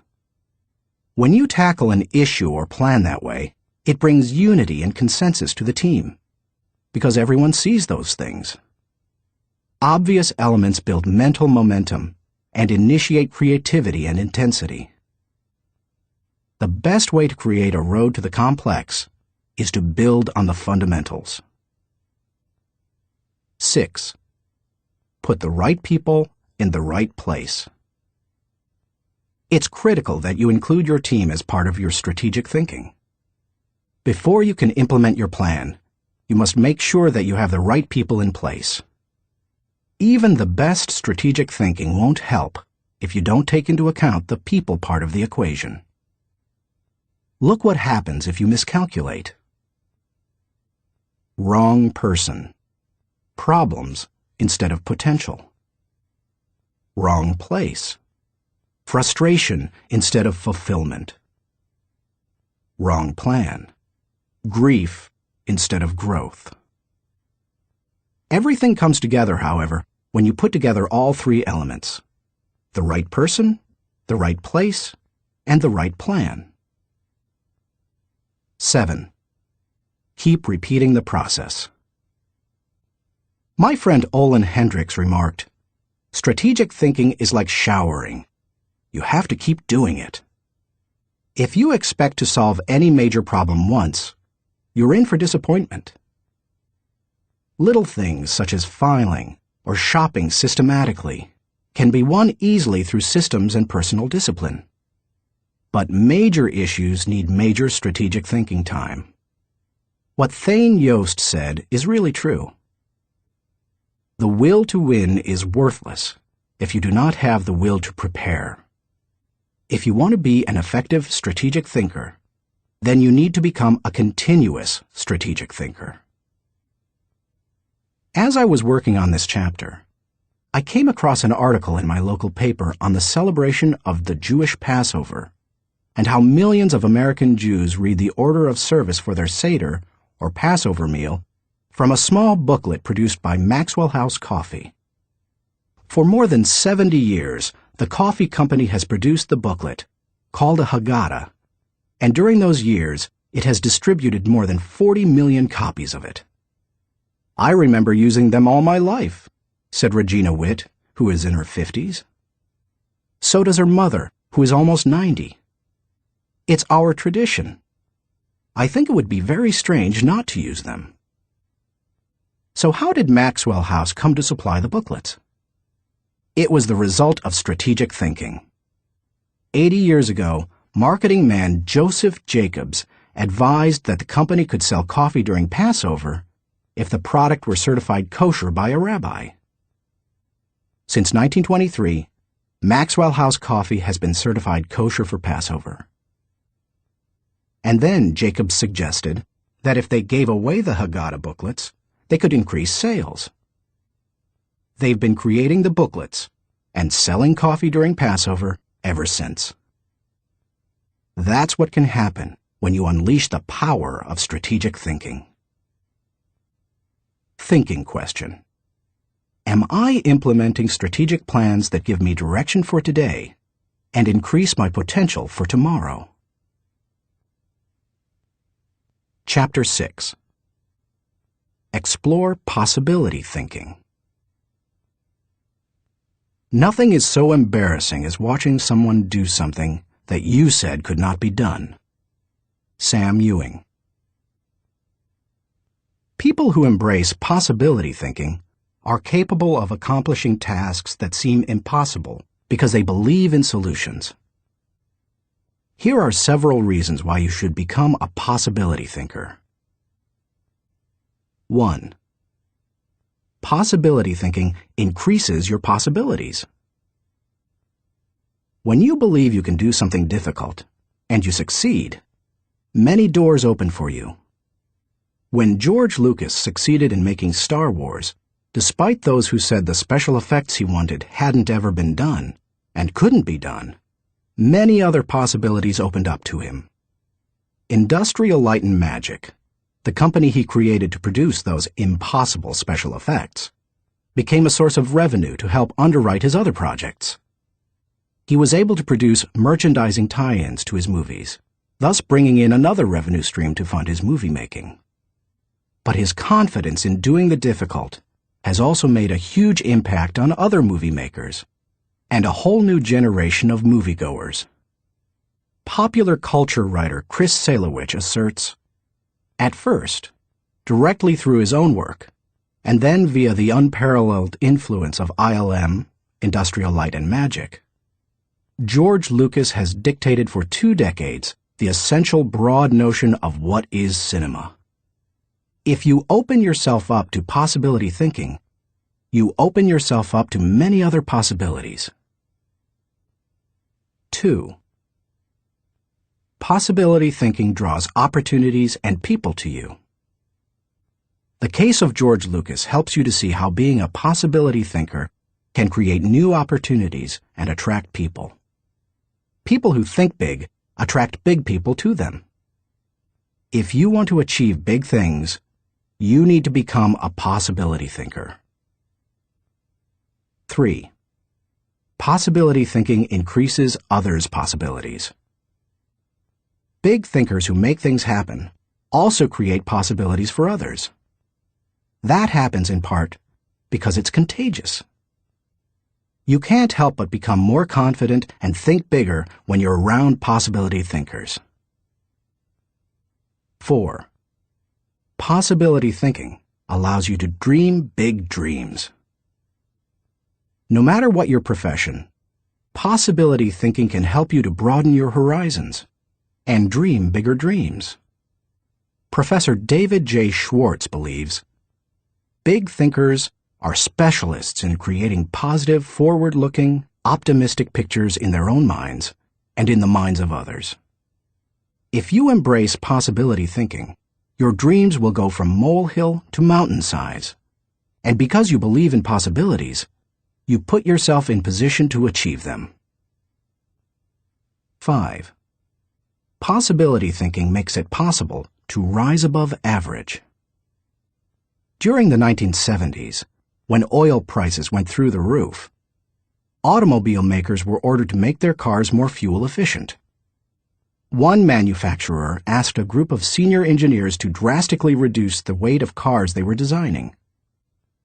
They worked on the problem and searched for solutions, but they finally concluded that making lighter cars couldn't be done, would be too expensive, and would present too many safety concerns.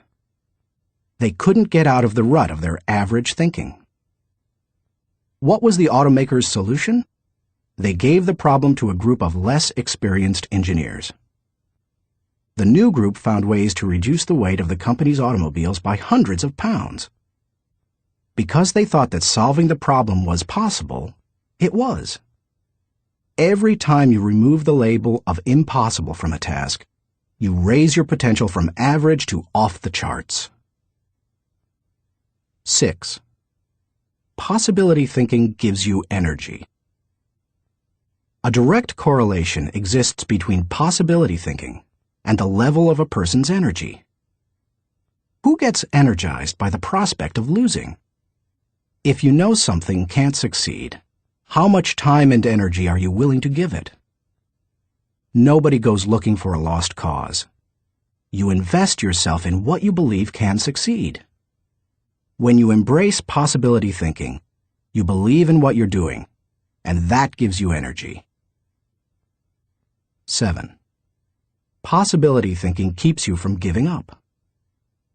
Above all, possibility thinkers believe they can succeed. Dennis Waitley, author of The Psychology of Winning, says, "The winners in life think constantly in terms of I can, I will, and I am. Losers, on the other hand, concentrate their waking thoughts on what they should have done, or what they don't do. If you believe you can't do something, then it doesn't matter how hard you try, because you've already lost. If you believe you can do something, you have already won much of the battle." One of the people who showed himself to be a great possibility thinker in 2001 was New York Mayor Rudy Giuliani. In the hours following the World Trade Center tragedy, Giuliani not only led the city through the chaos of the disaster, but he instilled confidence in everyone he touched. Afterward, he gave some insight and perspective on his experience. "I was so proud of the people I saw on the street. No chaos, but they were frightened and confused. And it seemed to me that they needed to hear from my heart where I thought we were going. I was trying to think, where can I go for some comparison to this, some lessons about how to handle it? So I started thinking about Churchill, started thinking that we're going to have to rebuild the spirit of the city. And what better example than Churchill and the people of London during the Blitz in 1940, who had to keep up their spirit during this sustained bombing. It was a comforting thought." 16 hours after the plane struck the buildings in New York City, when Giuliani finally returned at 2:30 a.m. to his apartment for a rest, instead of sleeping, he read the World War II chapters of Churchill, a biography, by Roy Jenkins. He learned how Winston Churchill helped his people to see the possibilities and kept his people going. Inspired, Giuliani did the same for his own people 6 decades later. How to feel the energy of possibility thinking. If you are a naturally positive person who already embraces possibility thinking, then you're already tracking with me. However, some people, rather than being optimistic, are naturally negative or cynical. They believe that possibility thinkers are naive or foolish. If your thinking runs toward pessimism, let me ask you a question. How many highly successful people do you know who are continually negative? How many impossibility thinkers are you acquainted with who achieve big things? None. People with an "it can't be done" mindset have 2 choices. They can expect the worst and continually experience it, or they can change their thinking. That's what George Lucas did. Believe it or not, even though he is a possibility thinker, he is not a naturally positive person. He says, "I'm very cynical, and as a result, I think the defense I have against it is to be optimistic." In other words, he chooses to think positively. He sums it up this way. As corny as it sounds, the power of positive thinking goes a long way. So determination and positive thinking combined with talent, combined with knowing your craft, that may sound like a naive point of view, but at the same time, it's worked for me, and it's worked for all my friends. So I have come to believe it. If you want possibility thinking to work for you, then begin by following these suggestions. 1. Stop focusing on the impossibilities. The first step in becoming a possibility thinker is to stop yourself from searching for and dwelling on what's wrong with any given situation. Sports psychologist Bob Rotella recounts, "I tell people, if you don't want to get into positive thinking, that's okay. Just eliminate all the negative thoughts from your mind, and whatever's left will be fine." If possibility thinking is new to you, you're going to have to give yourself a lot of coaching to eliminate some of the negative self-talk you may hear in your head. When you automatically start listing all the things that can go wrong, or all the reasons something can't be done, stop yourself and say, "Don't go there." Then ask, "What's right about this?" That will help to get you started. And if negativity is a really big problem for you, and pessimistic things come out of your mouth before you've even thought them through, you may need to enlist the aid of a friend or family member to alert you every time you utter negative ideas. 2. Stay away from the experts. So-called experts do more to shoot down people's dreams than just about anybody else. Possibility thinkers are very reluctant to dismiss anything as impossible. Rocket pioneer Wernher von Braun said, "I have learned to use the word impossible with the greatest of caution." And Napoleon Bonaparte declared, "The word impossible is not in my dictionary." If you feel you must take the advice of an expert, however, then heed the words of John Andrew Holmes, who asserted, "Never tell a young person that something cannot be done." God may have been waiting centuries for somebody ignorant enough of the impossible to do that thing. If you want to achieve something, give yourself permission to believe it is possible, no matter what experts might say. 3. Look for possibilities in every situation. Becoming a possibility thinker is more than just refusing to let yourself be negative. It's something more. It's looking for positive possibilities despite the circumstances.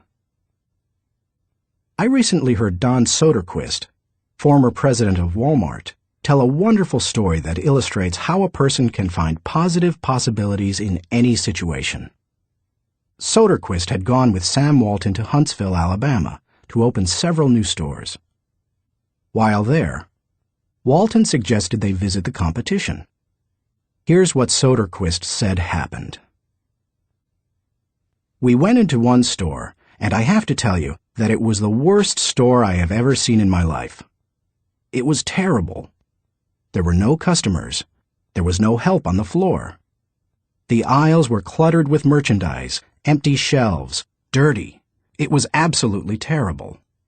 He, Walton, walked one way, and I'd walked the other way, and we'd kind of meet out on the sidewalk.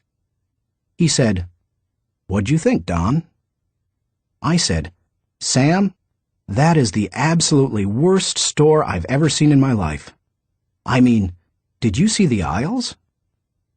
He said, "Don, did you see the pantyhose rack?"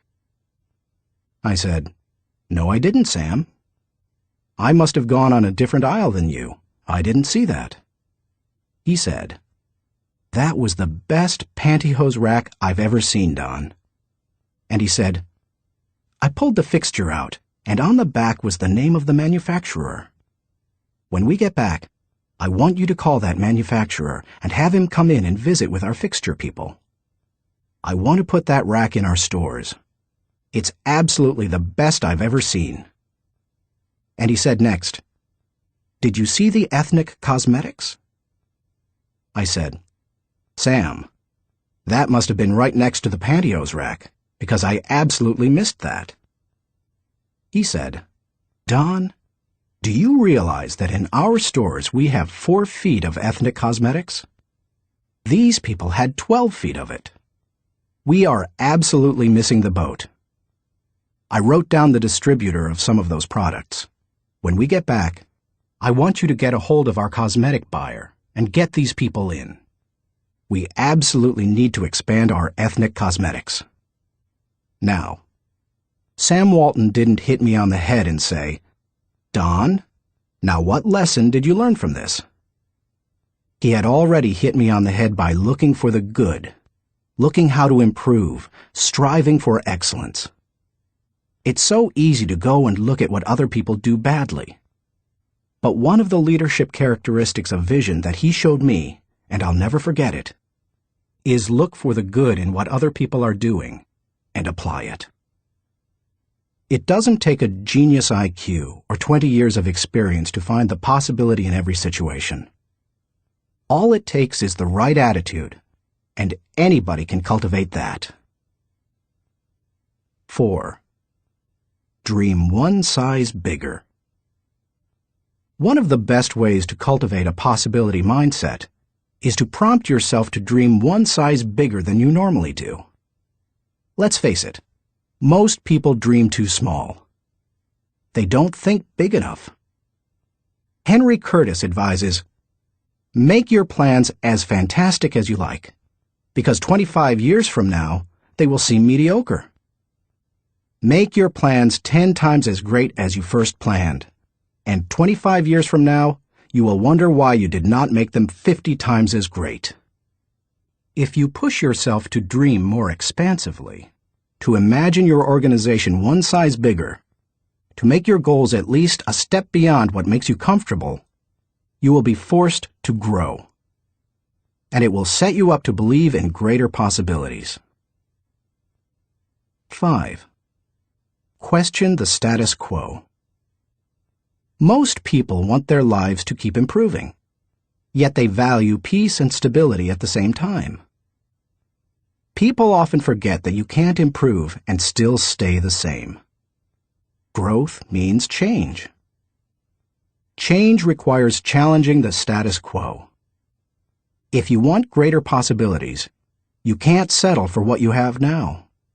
When you become a possibility thinker, you will face many people who will want you to give up your dreams and embrace the status quo. Achievers refuse to accept the status quo.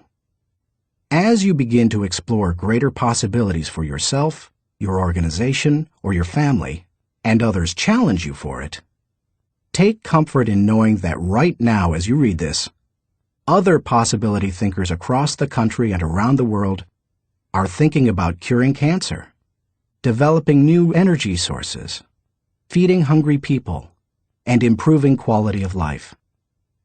They are challenging the status quo against the odds, and you should too. 6. Find inspiration from great achievers. You can learn a lot about possibility thinking by studying great achievers. I mentioned George Lucas in this chapter. Perhaps he doesn't appeal to you, or you don't like the movie industry. Personally, I'm not a big science fiction fan, but I admire Lucas as a thinker, creative visionary, and business person. Find some achievers you admire and study them. Look for people with the attitude of Robert F. Kennedy, who popularized George Bernard Shaw's stirring statement. Some men see things as they are and say, "Why?" I dream of things that never were and say, "Why not?" I know possibility thinking isn't in style with many people. So call it what you like. The will to succeed, belief in yourself, confidence in your ability, faith. It's really true. People who believe that they can't, don't. But if you believe you can, you can. That's the power of possibility thinking. Thinking question. Am I unleashing the enthusiasm of possibility thinking to find solutions for even seemingly impossible situations? Chapter 7. Learn from reflective thinking. to doubt everything or to believe everything are two equally convenient solutions. Both dispense with the necessity of reflection. Jules-Henri Poincaré.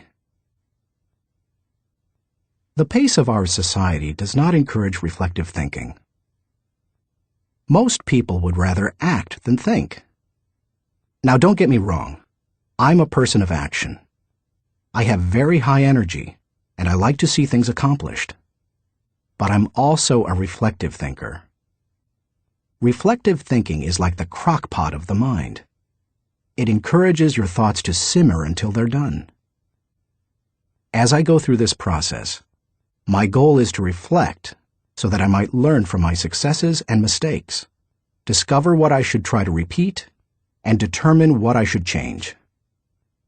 It is always a valuable exercise.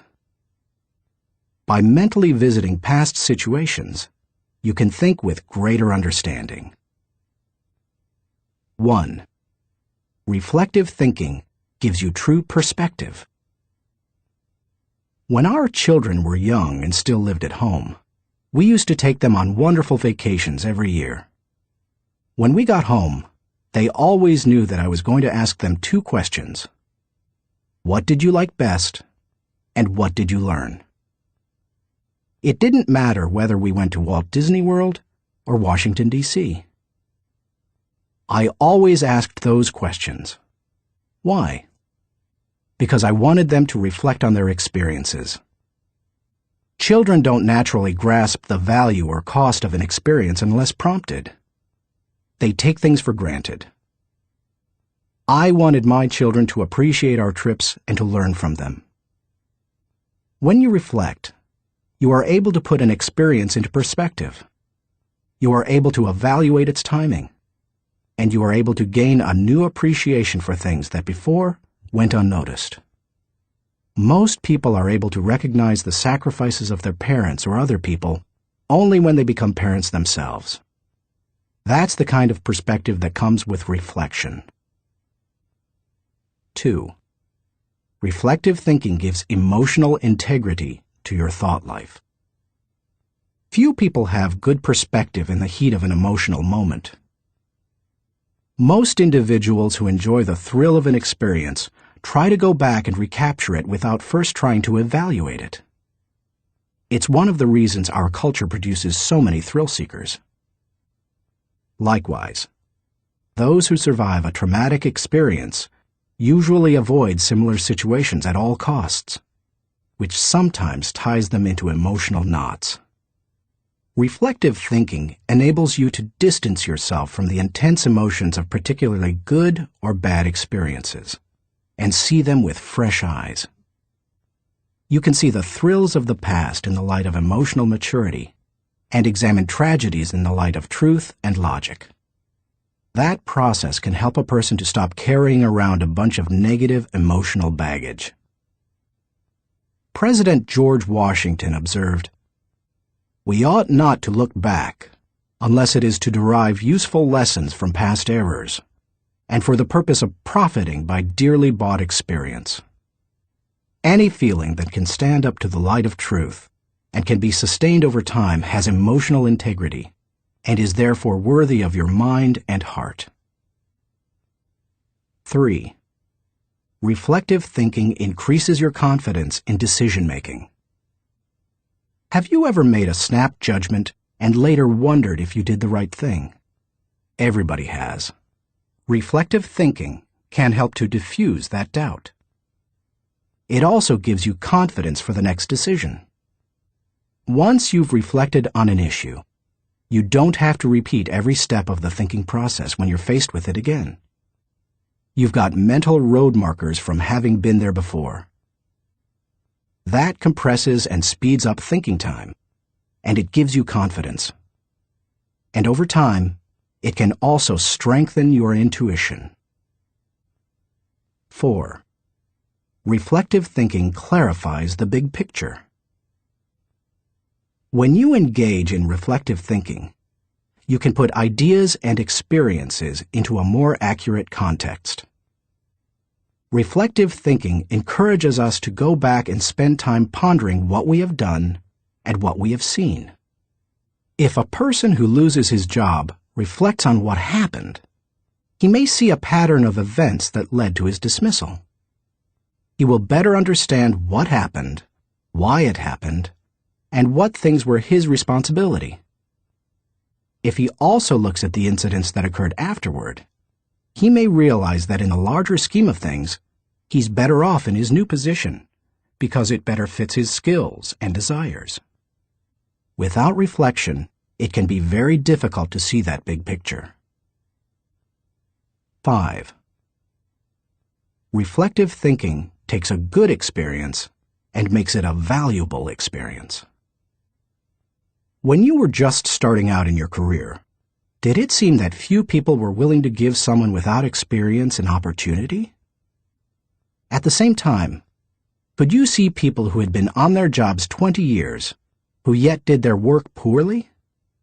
If so, that probably frustrated you. Playwright William Shakespeare wrote, "Experience is a jewel, and it had need be so, for it is often purchased at an infinite rate." Yet experience alone does not add value to a life. It's not necessarily experience that is valuable. It's the insight people gain because of their experience. Reflective thinking turns experience into insight. Mark Twain said, "We should be careful to get out of an experience all the wisdom that is in it. Not like the cat that sits down on a hot stove lid. She will never sit down on a hot stove lid again, and that is well. But also, she will never sit down on a cold one anymore." An experience becomes valuable when it informs or equips us to meet new experiences. Reflective thinking helps to do that. How to embrace the lessons of reflective thinking. If you are like most people in our culture today, you probably do very little reflective thinking. If that's the case, it may be holding you back more than you think. Take to heart the following suggestions to increase your ability to think reflectively. 1. Set aside time for reflection. Greek philosopher Socrates observed, "The unexamined life is not worth living." For most people, however, reflection and self-examination doesn't come naturally. It can be a fairly uncomfortable activity for a variety of reasons. They have a hard time staying focused. They find the process dull, or they don't like spending a lot of time thinking about emotionally difficult issues. But if you don't carve out the time for it, you are unlikely to do any reflective thinking. 2. Remove yourself from distractions. As much as any other kind of thinking, reflection requires solitude. Distraction and reflection simply don't mix. It's not the kind of thing you can do well near a television, in a cubicle, while the phone is ringing, or with children in the same room. One of the reasons I've been able to accomplish much and keep growing personally is that I've not only set aside time to reflect, but I've separated myself from distractions for short blocks of time. 30 minutes in the spa, an hour outside on a rock in my backyard, or a few hours in a comfortable chair in my office. The place doesn't matter, as long as you remove yourself from distractions and interruptions. 3. Regularly review your calendar or journal. Most people use their calendar as a planning tool, which it is. But few people use it as a reflective thinking tool. What could be better, however, for helping you to review where you have been and what you have done, except maybe a journal? I'm not a journaler in the regular sense. I don't use writing to figure out what I'm thinking and feeling. Instead, I figure out what I'm thinking and feeling, and then I write down significant thoughts and action points. I file the thoughts so that I can quickly put my hands on them again. I immediately execute the action points or delegate them to someone else. Calendars and journals remind you of how you've spent your time, show you whether your activities match your priorities, and help you see whether you are making progress. They also offer you an opportunity to recall activities that you might not have had the time to reflect on previously. Some of the most valuable thoughts you've ever had may have been lost because you didn't give yourself the reflection time you needed. 4. Ask the right questions.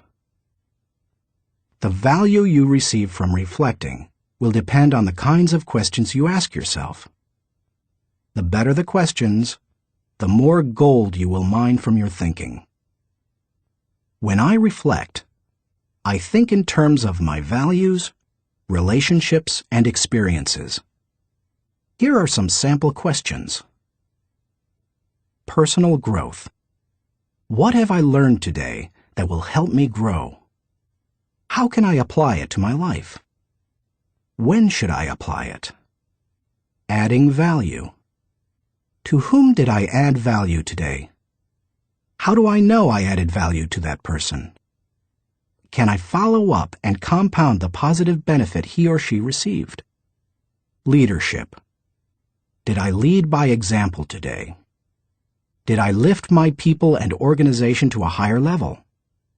What did I do, and how did I do it? Personal faith. Did I represent God well today? Did I practice the golden rule? Have I walked the second mile with someone? Marriage and family. Did I communicate love to my family today? How did I show that love? Did they feel it? Did they return it? Inner circle. Have I spent enough time with my key players? What can I do to help them be more successful? In what areas can I mentor them? Discoveries. What did I encounter today to which I need to give more thinking time? Are there lessons to be learned? Are there things to be done? How you organize your reflection time is up to you. You may want to adapt my pattern to your own values.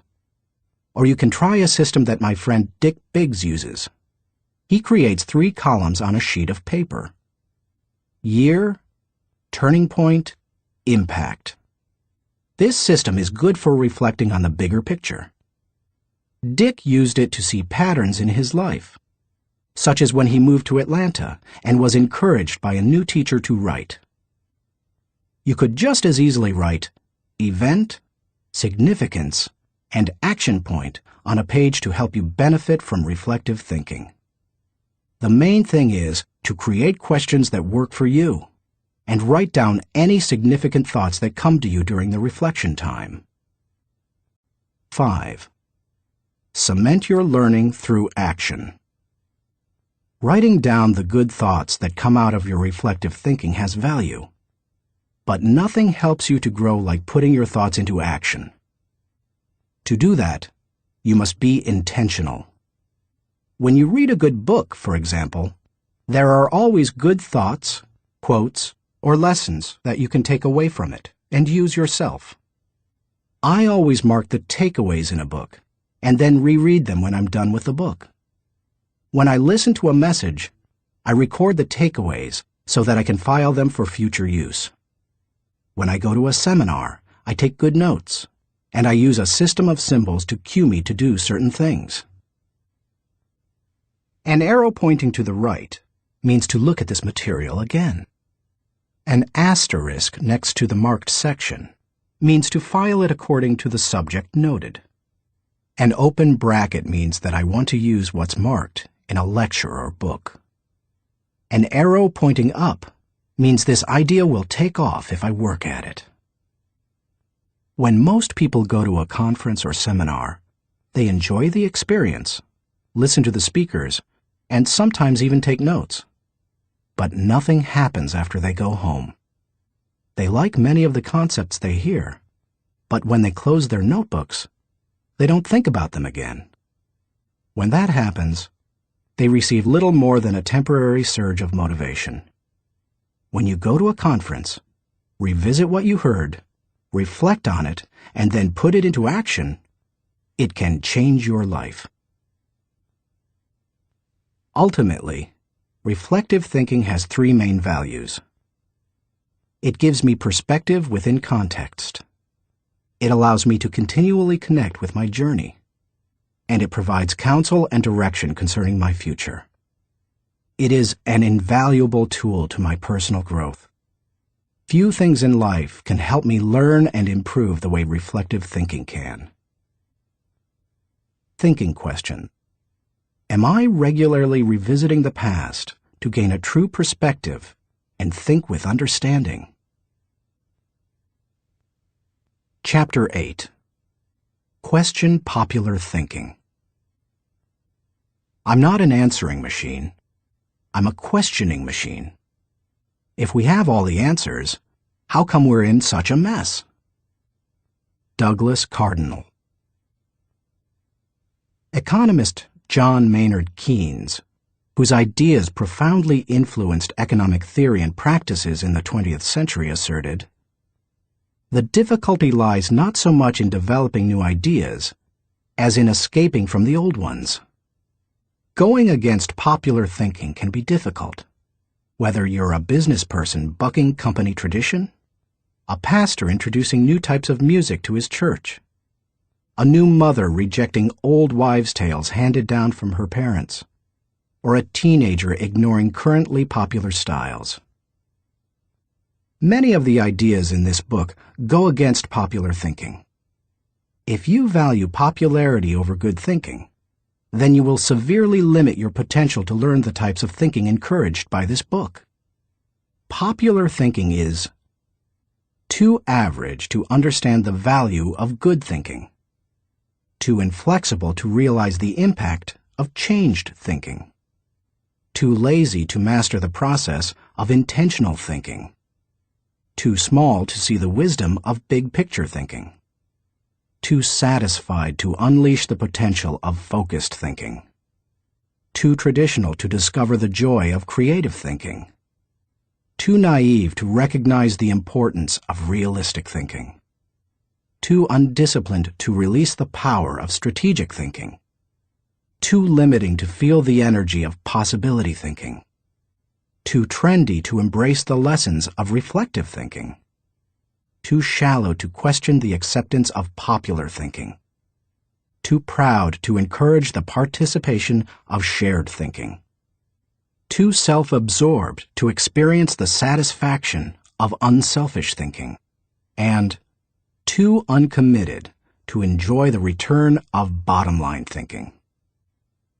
If you want to become a good thinker, then start preparing yourself for the possibility of becoming unpopular. Why you should question the acceptance of popular thinking. I've given you some broad reasons for questioning the acceptance of popular thinking. Now, allow me to be more specific. 1. Popular thinking sometimes means not thinking. My friend Kevin Myers sums up the idea of popular thinking by saying, "The problem with popular thinking is that it doesn't require you to think at all. Good thinking is hard work. If it were easy, everybody would be a good thinker. Unfortunately, many people try to live life the easy way. They don't want to do the hard work of thinking or pay the price of success. It's easier to do what other people do and hope that they thought it out." Look at the stock market recommendations of some experts. By the time they publish their picks, most are following a trend, not creating one or even riding its crest. The people who are going to make money on the stocks they recommend have already done so by the time the general public hears about it. When people blindly follow a trend, they're not doing their own thinking.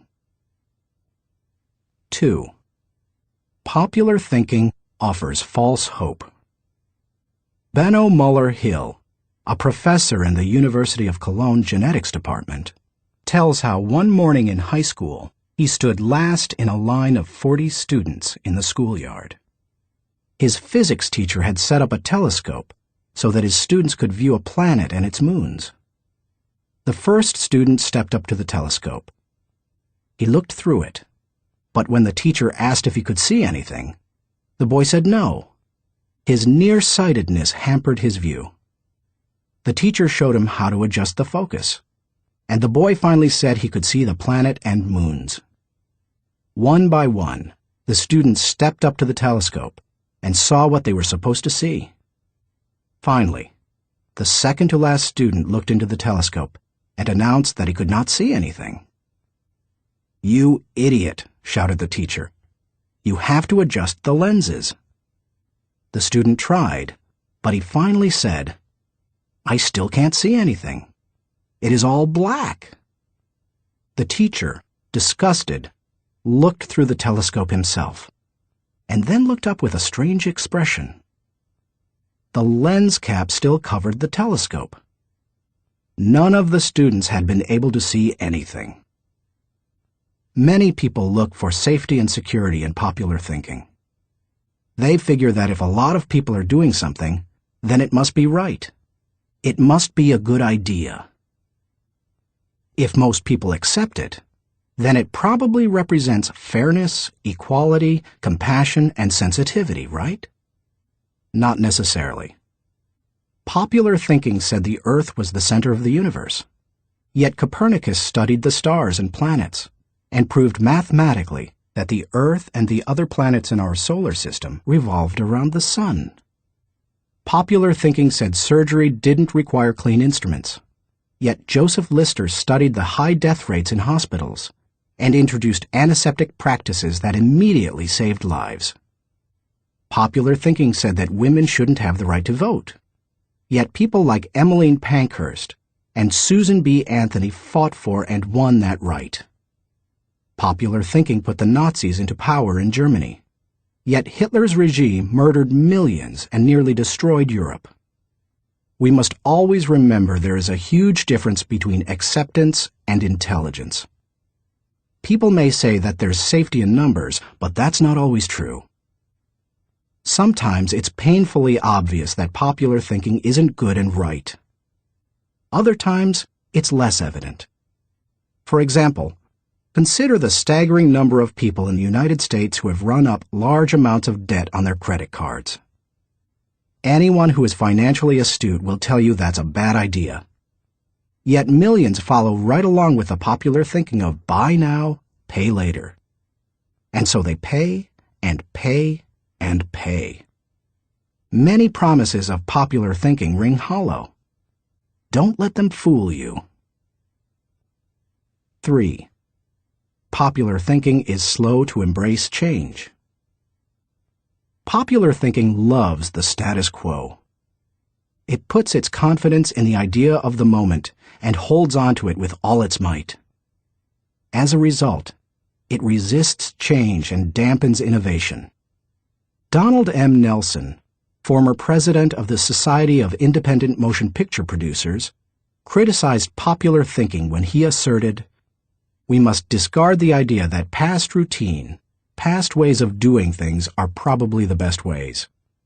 On the contrary, we must assume that there is probably a better way to do almost everything.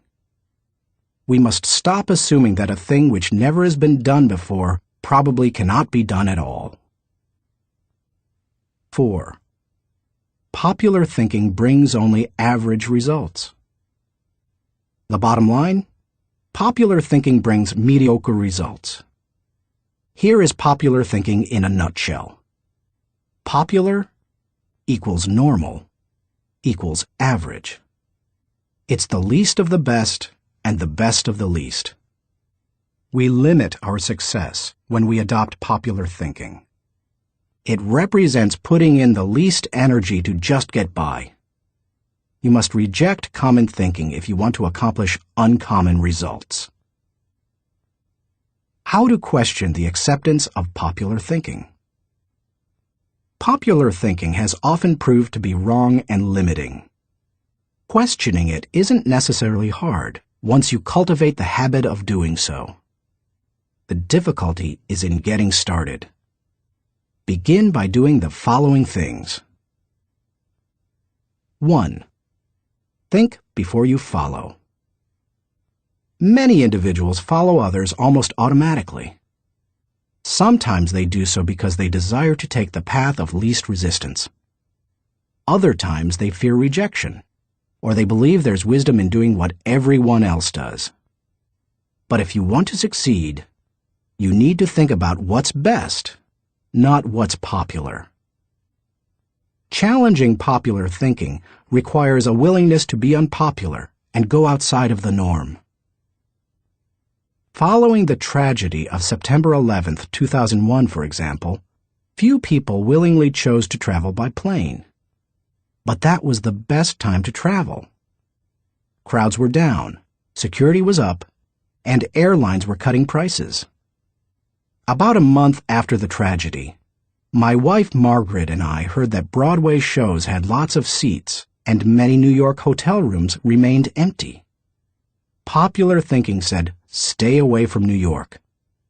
We used that as an opportunity.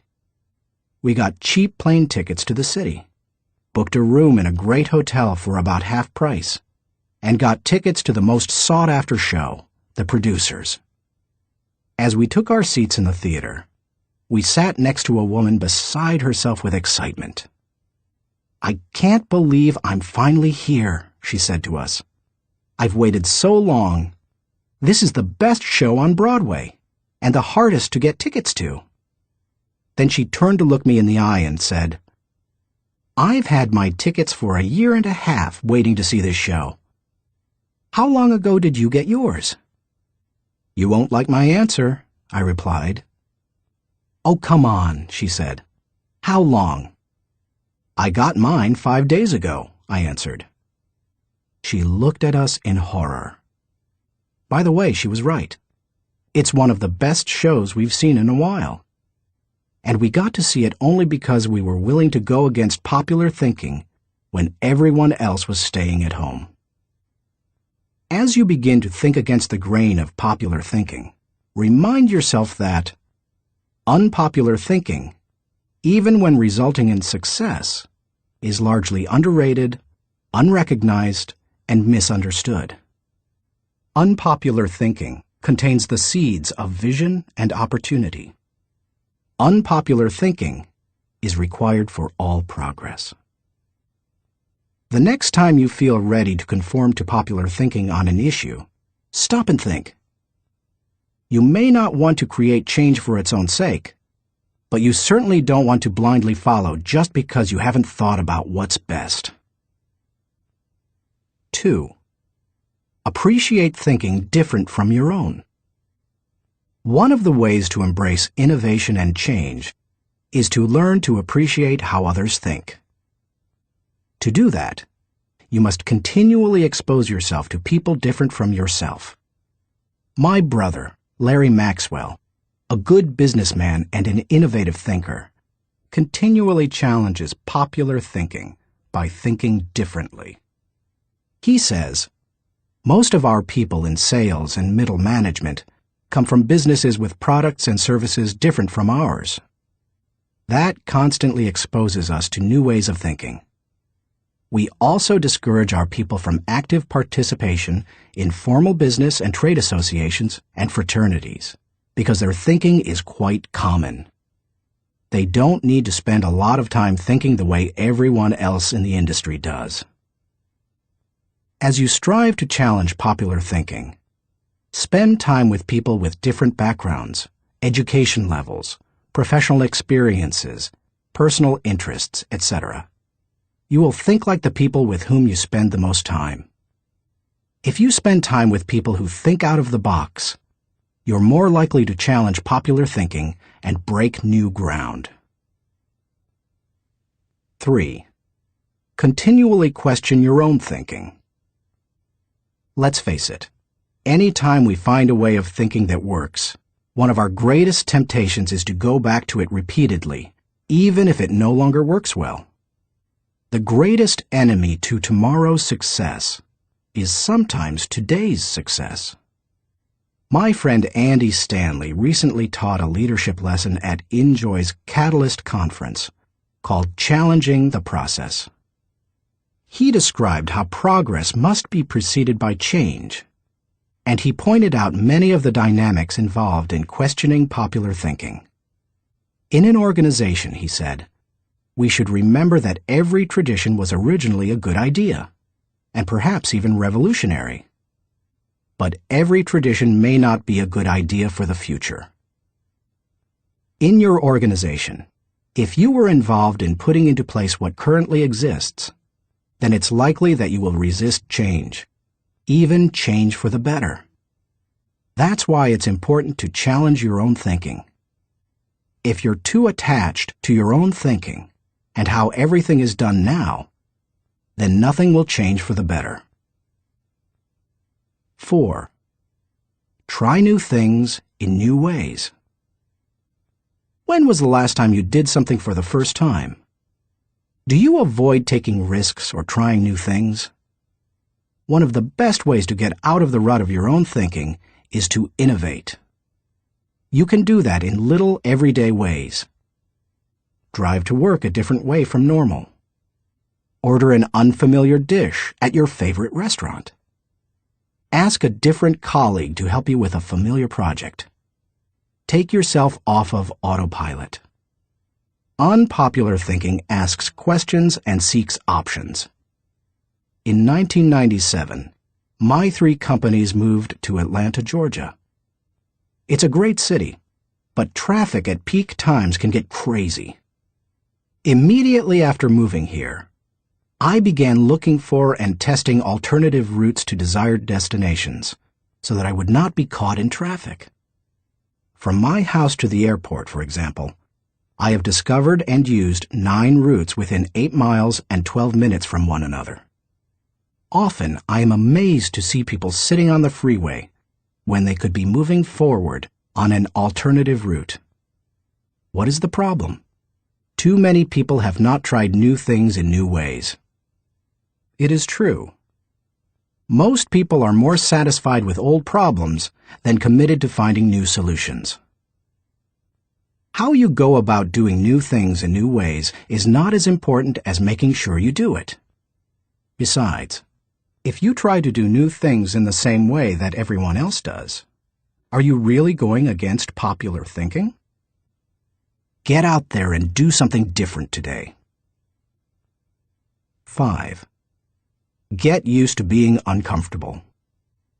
When it comes right down to it, popular thinking is comfortable. It's like an old recliner adjusted to all the owner's idiosyncrasies. The problem with most old recliners is that no one has looked at them lately. If so, they'd agree that it's time to get a new one. If you want to reject popular thinking in order to embrace achievement, you'll have to get used to being uncomfortable. If you embrace unpopular thinking and make decisions based on what works best and what is right, rather than what is commonly accepted, know this: in your early years, you won't be as wrong as people think you are. In your later years, you won't be as right as people think you are.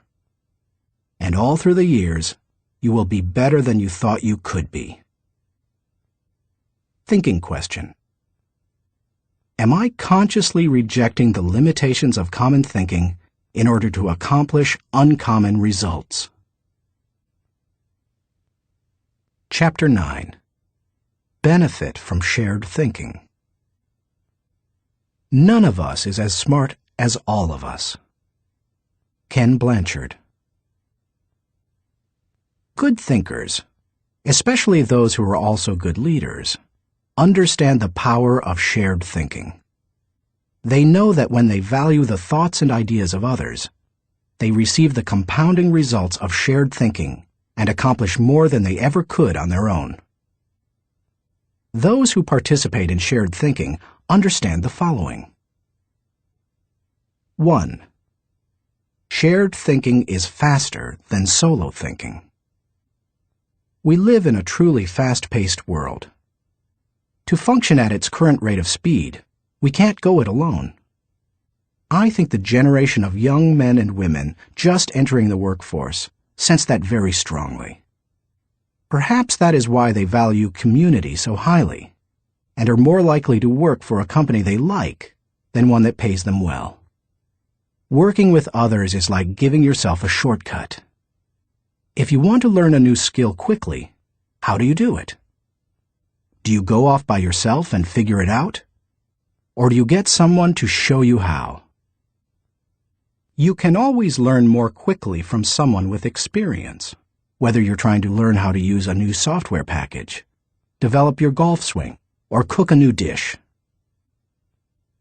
2. Shared thinking is more innovative than solo thinking. We tend to think of great thinkers and innovators as soloists. But the truth is that the greatest innovative thinking doesn't occur in a vacuum. Innovation results from collaboration. Albert Einstein once remarked, "Many times a day, I realize how much my own outer and inner life is built upon the labors of my fellow men, both living and dead, and how earnestly I must exert myself in order to give in return as much as I have received." Shared thinking leads to greater innovation, whether you look at the work of researchers Marie and Pierre Curie, surrealists Luis Buñuel and Salvador Dali, or songwriters John Lennon and Paul McCartney. If you combine your thoughts with the thoughts of others, you will come up with thoughts you've never had. 3. Shared thinking brings more maturity than solo thinking. As much as we would like to think that we know it all, each of us is probably painfully aware of our blind spots and areas of inexperience. When I first started out as a pastor, I had dreams and energy, but little experience. To try to overcome that, I attempted to get several high-profile pastors of growing churches to share their thinking with me. In the early 1970s, I wrote letters to the 10 most successful pastors in the country, offering them what was a huge amount of money to me at the time, $100, to meet me for an hour so that I could ask them questions. When one said yes, I'd visit him. I didn't talk much, except to ask a few questions. I wasn't there to impress anyone or satisfy my ego. I was there to learn. I listened to everything he said, took careful notes, and absorbed everything I could. Those experiences changed my life. You've had experiences I haven't, and I've had experiences you haven't. Put us together, and we bring a broader range of personal history, and therefore maturity, to the table.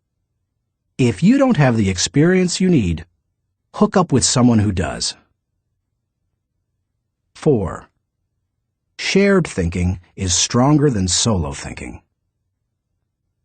Philosopher-poet Johann Wolfgang von Goethe said, "To accept good advice is but to increase one's own ability. Two heads are better than one when they are thinking in the same direction. It's like harnessing two horses to pull a wagon. They are stronger pulling together than either is individually. But did you know that when they pull together, they can move more weight than the sum of what they can move individually? A synergy comes from working together. That same kind of energy comes into play when people think together." 5. Shared thinking returns greater value than solo thinking. Because shared thinking is stronger than solo thinking, it's obvious that it yields a higher return. That happens because of the compounding action of shared thinking. But it also offers other benefits. The personal return you receive from shared thinking and experiences can be great.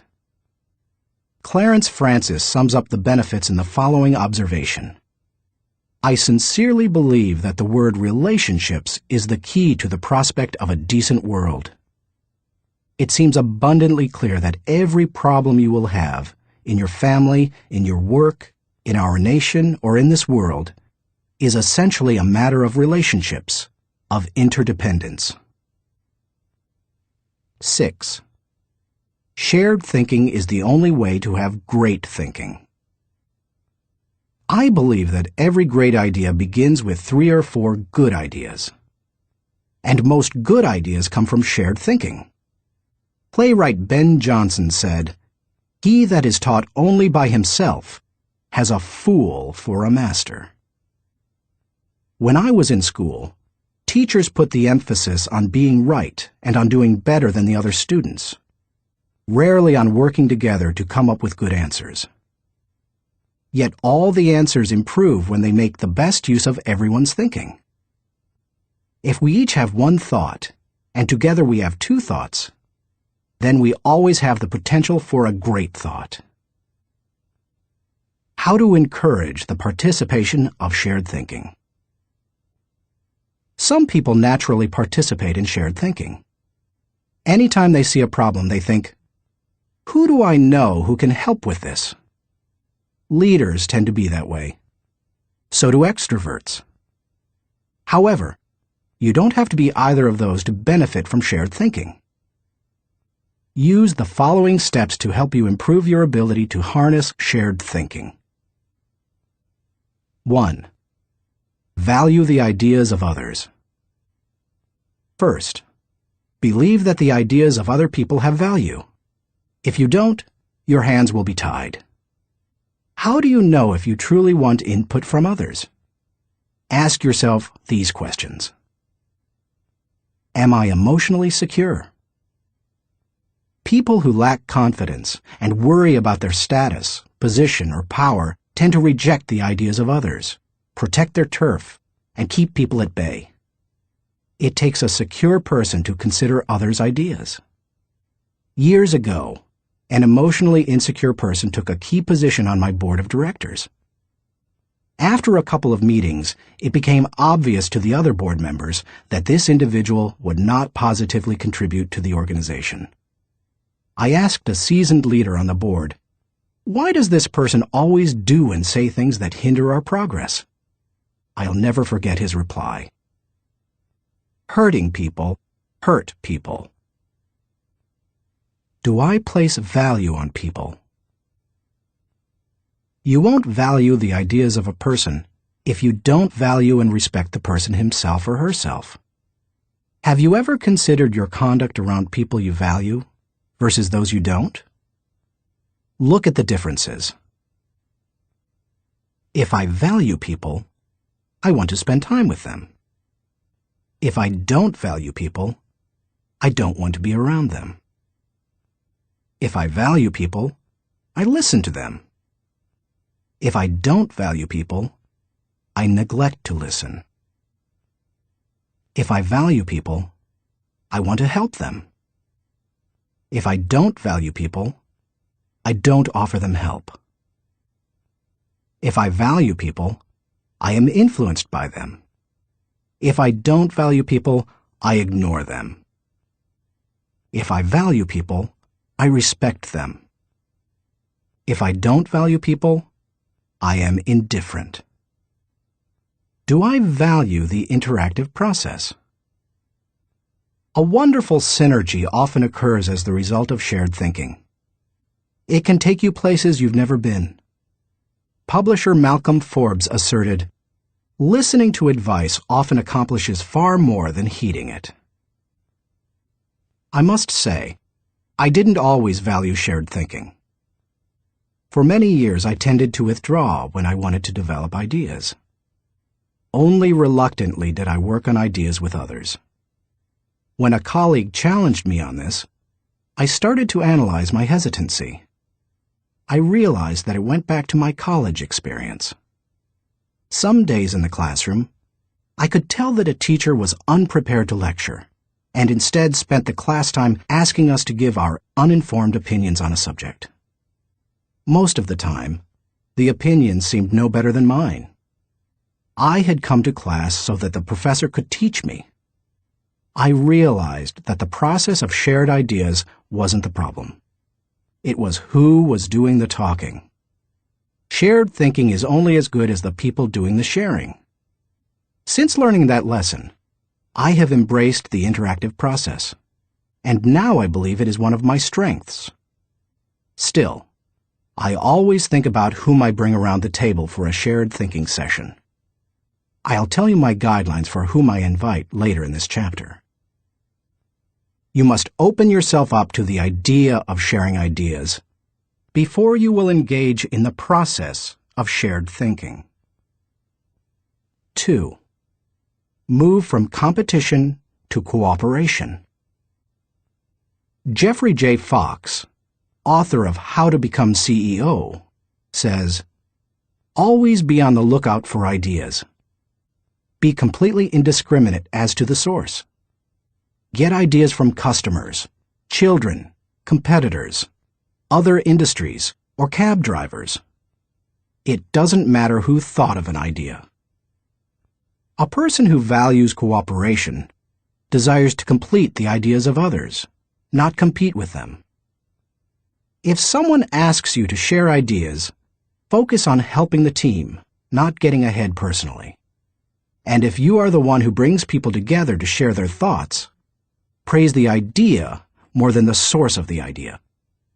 If the best idea always wins, rather than the person who offered it, then all will share their thoughts with greater enthusiasm. 3. Have an agenda when you meet. I enjoy spending time with certain people, whether we discuss ideas or not. My wife Margaret, my children, my grandchildren, my parents. Though we often do discuss ideas, it doesn't bother me if we don't.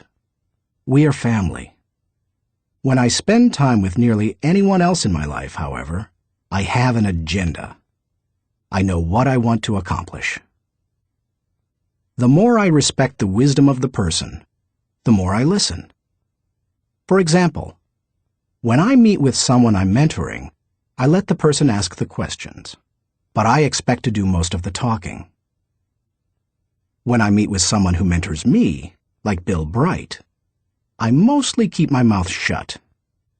In other relationships, the give and take is more even.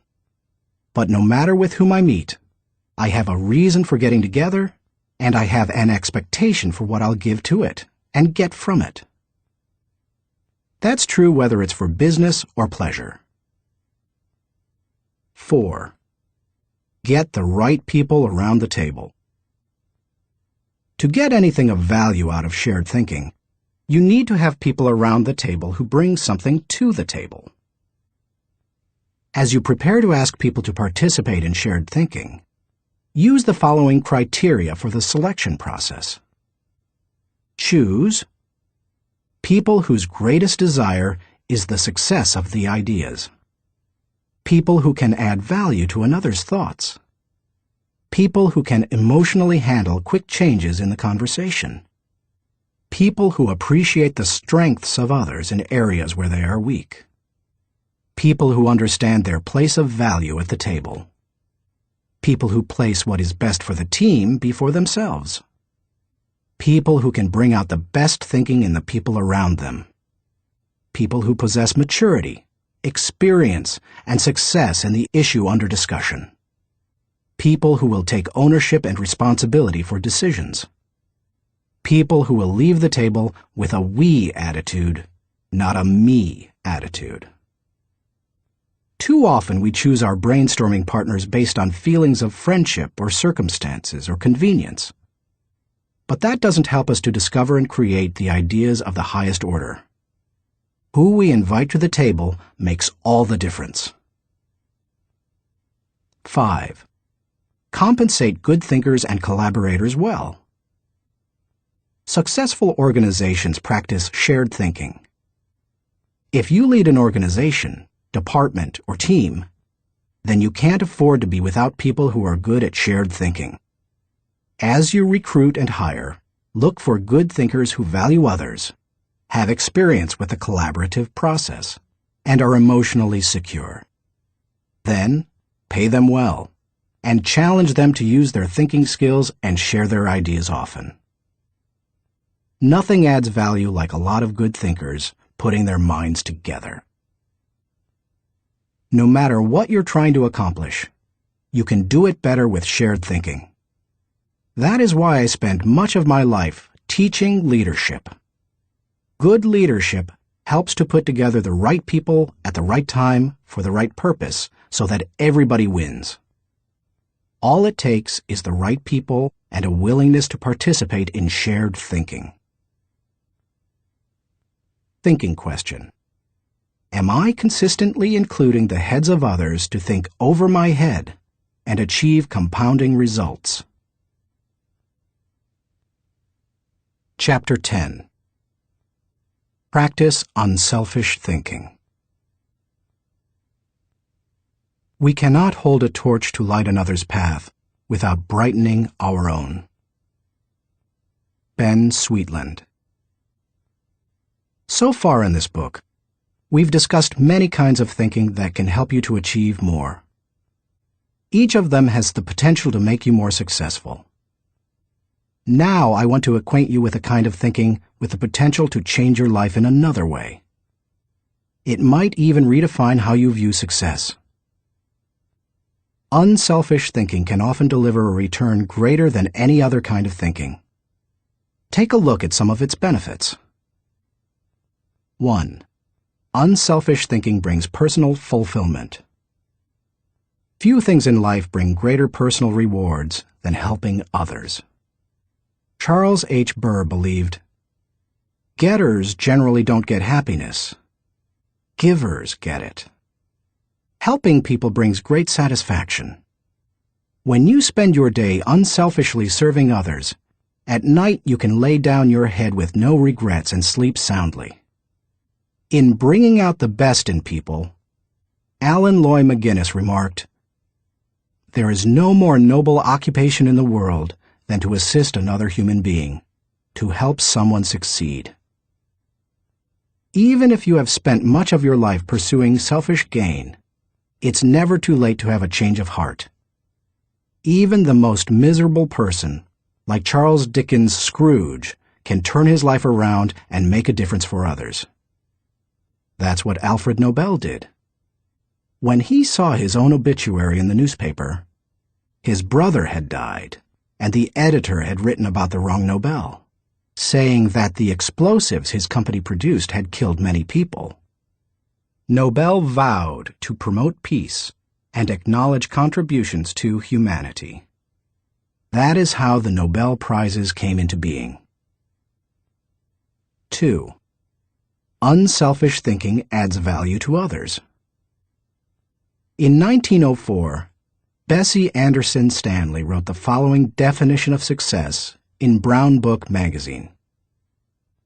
"He has achieved success who has lived well, laughed often, and loved much, who has enjoyed the trust of pure women, the respect of intelligent men, and the love of little children, who has filled his niche and accomplished his task, who has left the world better than he found it, whether by an improved copy, a perfect poem, or a rescued soul, who has never lacked appreciation of earth's beauty or failed to express it, who has always looked for the best in others and given them the best he had, whose life was an inspiration, whose memory a benediction." When you get outside of yourself and make a contribution to others, you really begin to live. 3. Unselfish thinking encourages other virtues. When you see a 4-year-old, you expect to observe selfishness. But when you see it in a 40-year-old, it's not very attractive, is it? Of all the qualities a person can pursue, unselfish thinking seems to make the biggest difference toward cultivating other virtues. I think that's because the ability to give unselfishly is so difficult. It goes against the grain of human nature. But if you can learn to think unselfishly and become a giver, then it becomes easier to develop many other virtues: gratitude, love, respect, patience, discipline, etc. 4. Unselfish thinking increases quality of life. The spirit of generosity created by unselfish thinking gives people an appreciation for life and an understanding of its higher values. Seeing those in need and giving to meet that need puts a lot of things into perspective. It increases the quality of life of the giver and the receiver. That's why I believe that there is no life as empty as the self-centered life. There is no life as centered as the self-empty life. If you want to improve your world, then focus your attention on helping others. 5. Unselfish thinking makes you part of something greater than yourself. Merck & Company, the global pharmaceutical corporation, has always seen itself as doing more than just producing products and making a profit. It desires to serve humanity. In the mid-1980s, the company developed a drug to cure river blindness, a disease that infects and causes blindness in millions of people, particularly in developing countries. While it was a good product, potential customers couldn't afford to buy it. So what did Merck do? It developed the drug anyway, and in 1987 announced that it would give the medicine free to anyone who needed it. As of 1998, the company had given more than 250 million tablets away. George W. Merck says, "We try never to forget that medicine is for the people. It is not for the profits. The profits follow, and if we have remembered that, they have never failed to appear. The lesson to be learned? Simple. Instead of trying to be great, be part of something greater than yourself." 6. Unselfish thinking creates a legacy. Jack Balasek, President and Chief Operating Officer of True North Communications, says, "Learn, earn, return. These are the 3 phases of life. The first third should be devoted to education. The second third to building a career and making a living. And the last third to giving back to others, returning something in gratitude. Each state seems to be a preparation for the next one. If you are successful, it becomes possible for you to leave an inheritance for others. But if you desire to do more, to create a legacy, then you need to leave that in others. When you think unselfishly and invest in others, you gain the opportunity to create a legacy that will outlive you. How to experience the satisfaction of unselfish thinking. I think most people recognize the value of unselfish thinking, and most would even agree that it's an ability they would like to develop. Many people, however, are at a loss concerning how to change their thinking. To begin cultivating the ability to think unselfishly, I recommend that you do the following. 1. Put others first. The process begins with realizing that everything is not about you. That requires humility and a shift in focus. In The Power of Ethical Management, Ken Blanchard and Norman Vincent Peale wrote, "People with humility don't think less of themselves. They just think of themselves less." If you want to become less selfish in your thinking, then you need to stop thinking about your wants and begin focusing on others' needs. Paul the Apostle exhorted, "Do nothing out of selfish ambition or vain conceit, but in humility consider others better than yourselves." Each of you should look not only to your own interests, but also to the interests of others. Make a mental and emotional commitment to look out for the interests of others. 2. Expose yourself to situations where people have needs. It's one thing to believe you are willing to give unselfishly. It's another to actually do it. To make the transition, you need to put yourself in a position where you can see people's needs and do something about it. The kind of giving you do isn't important at first. You can serve at your church, make donations to a food bank, volunteer professional services, or give to a charitable organization. The point is to learn how to give and to cultivate the habit of thinking like a giver. 3. Give quietly or anonymously. Once you have learned to give of yourself, then the next step is to learn to give when you cannot receive anything in return. It's almost always easier to give when you receive recognition for it than it is when no one is likely to know about it. The people who give in order to receive a lot of fanfare, however, have already received any reward they will get. There are spiritual, mental, and emotional benefits that come only to those who give anonymously. If you've never done it before, try it. 4. Invest in people intentionally. The highest level of unselfish thinking comes when you give of yourself to another person for that person's personal development or well-being. If you're married or a parent, you know this from personal experience. What does your spouse value most highly? Money in the bank, or your time freely given? What would small children really rather have from you? A toy, or your undivided attention? The people who love you would rather have you than what you can give them.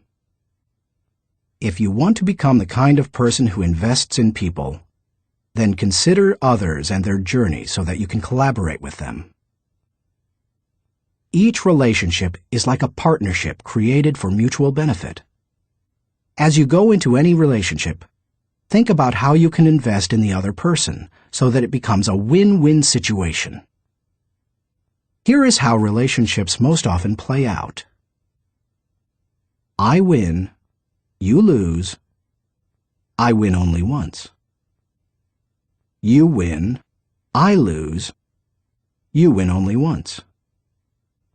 We both win, we win many times.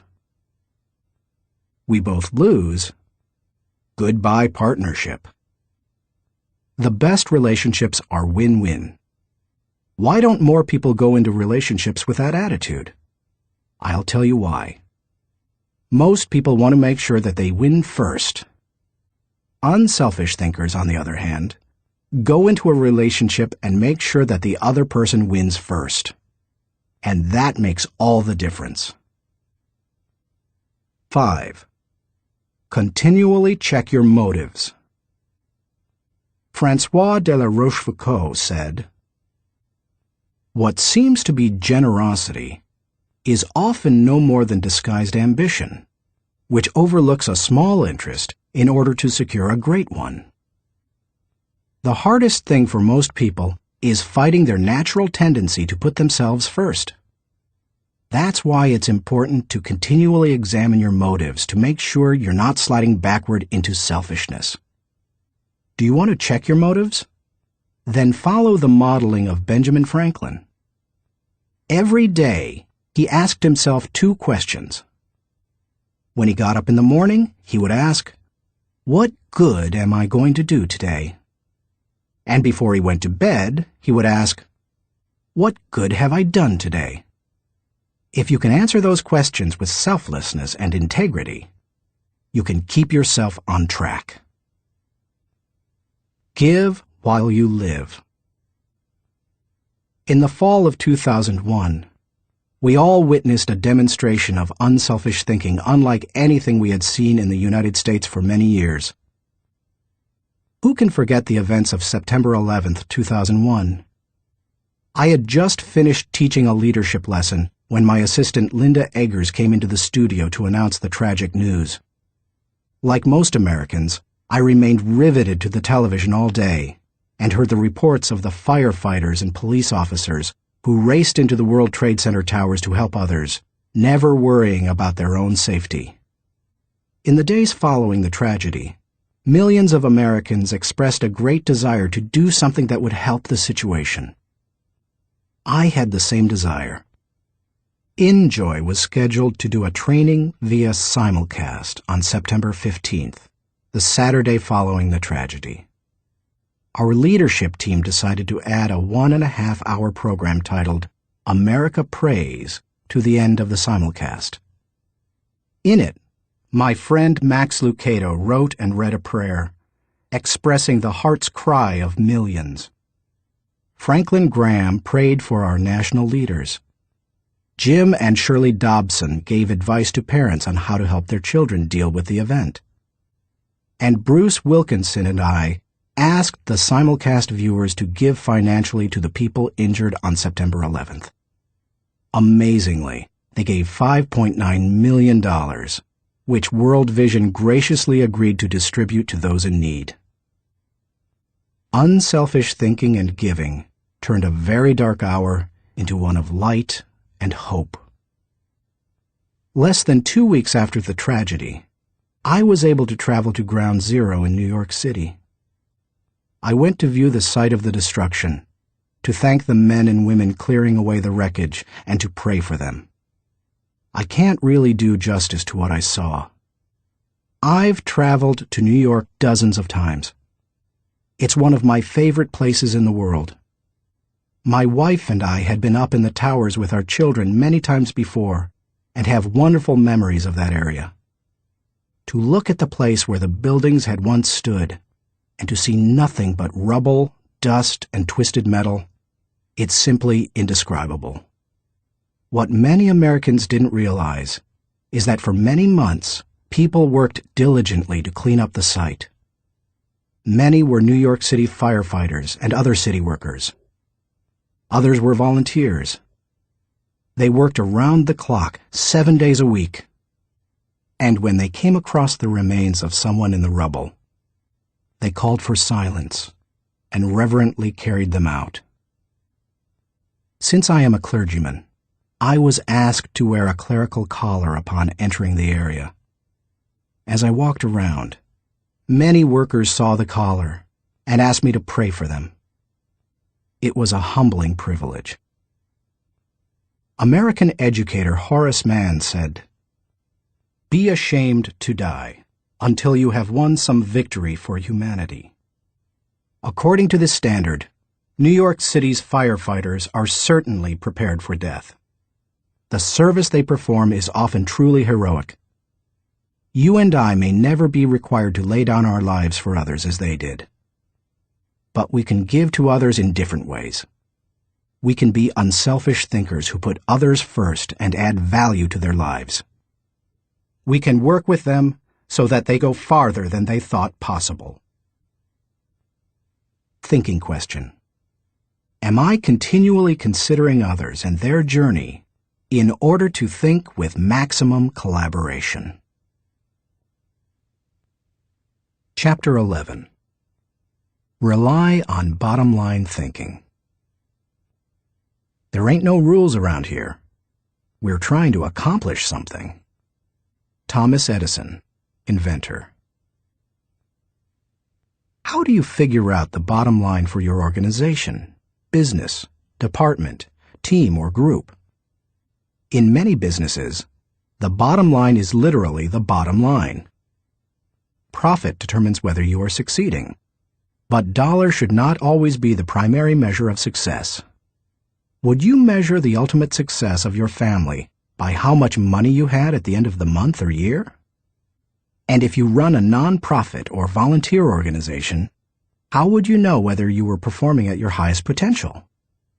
How do you think bottom line in that situation? A non-profit's bottom line.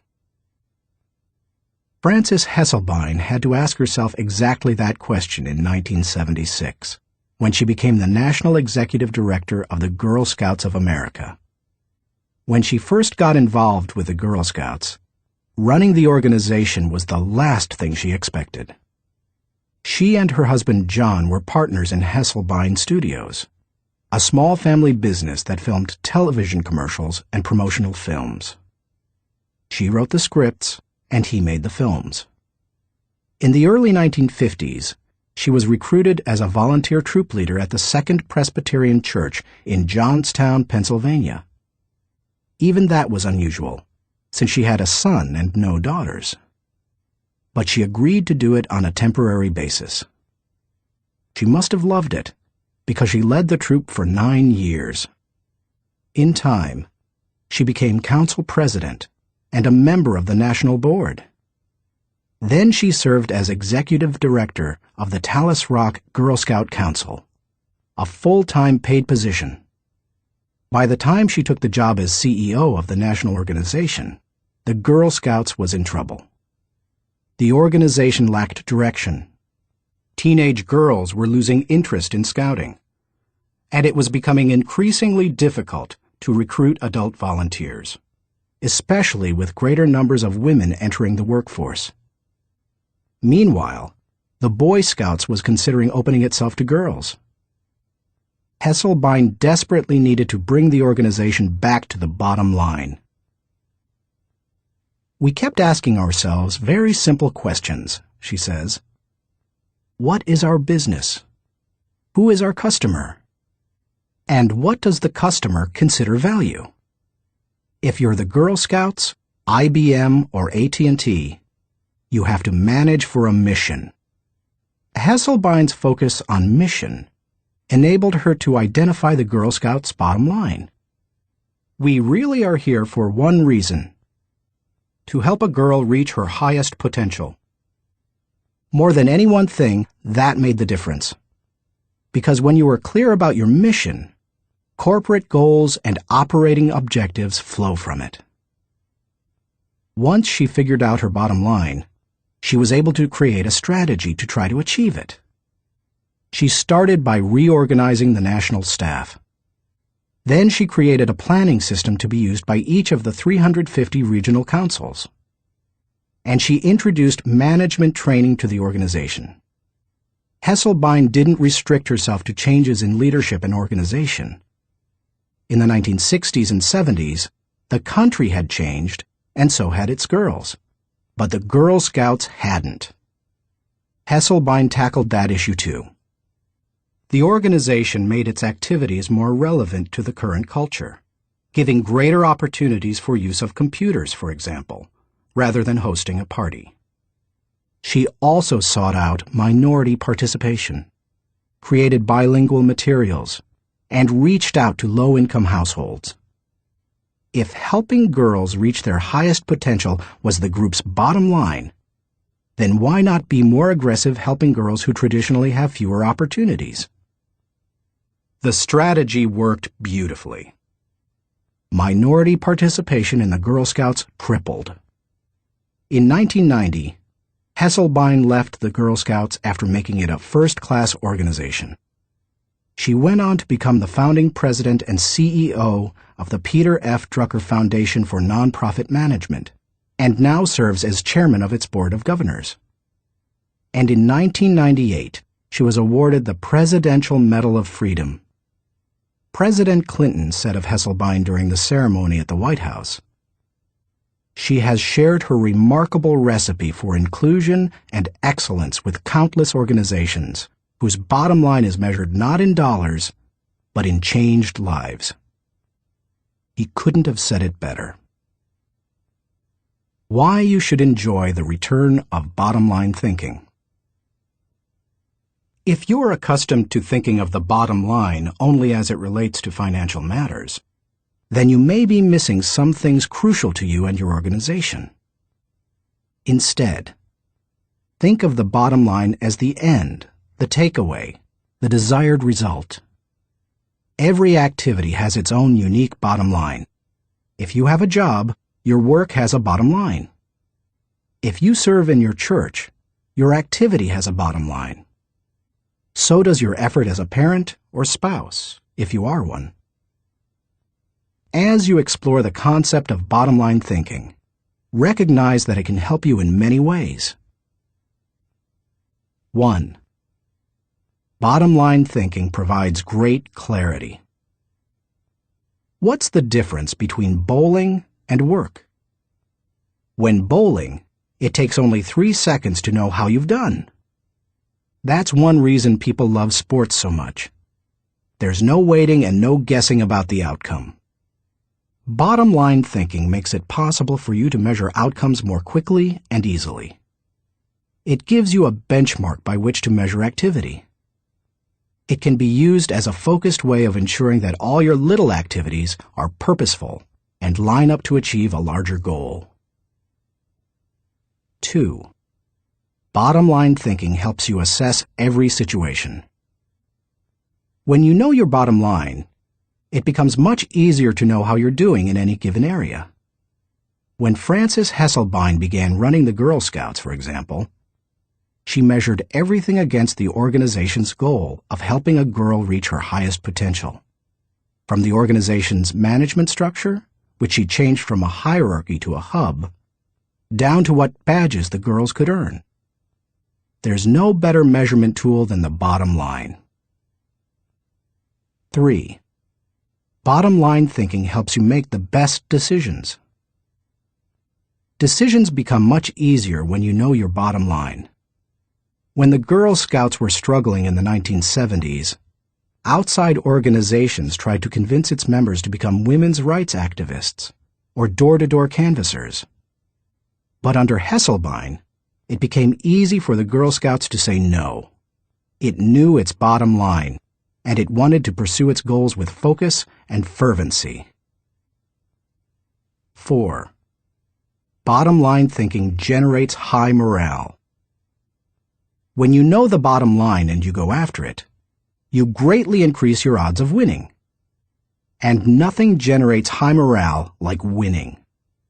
How do you describe sports teams that win the championship? Or company divisions that achieve their goals?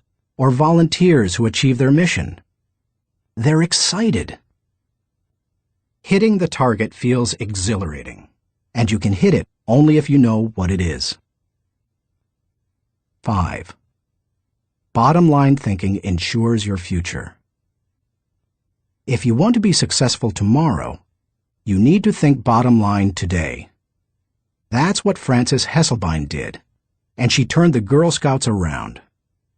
Look at any successful, lasting company, and you'll find leaders who know their bottom line. They make their decisions, allocate their resources, hire their people, and structure their organization to achieve that bottom line. How to enjoy the return of bottom line thinking. It isn't hard to see the value of the bottom line. Most people would agree that bottom line thinking has a high return.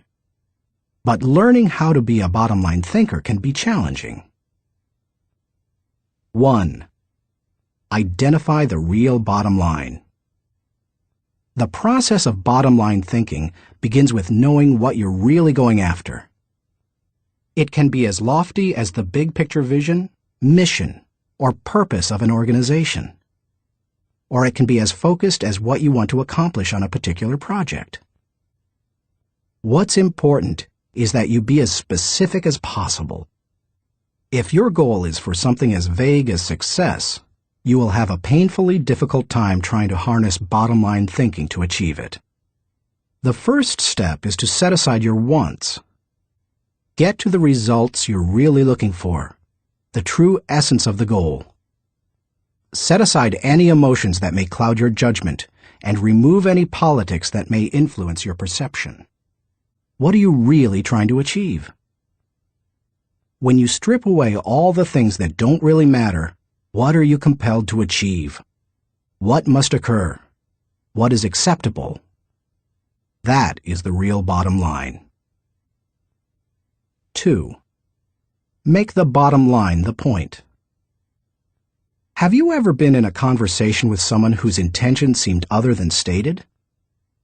Sometimes the situation reflects intentional deception, but it can also occur when the person doesn't know his own bottom line. The same thing happens in companies. Sometimes, for example, an idealistically stated mission and the real bottom line don't jibe. Purpose and profits compete. Earlier, I quoted George W. Merck, who stated, "We try never to forget that medicine is for the people. It is not for the profits. The profits follow, and if we have remembered that, they have never failed to appear."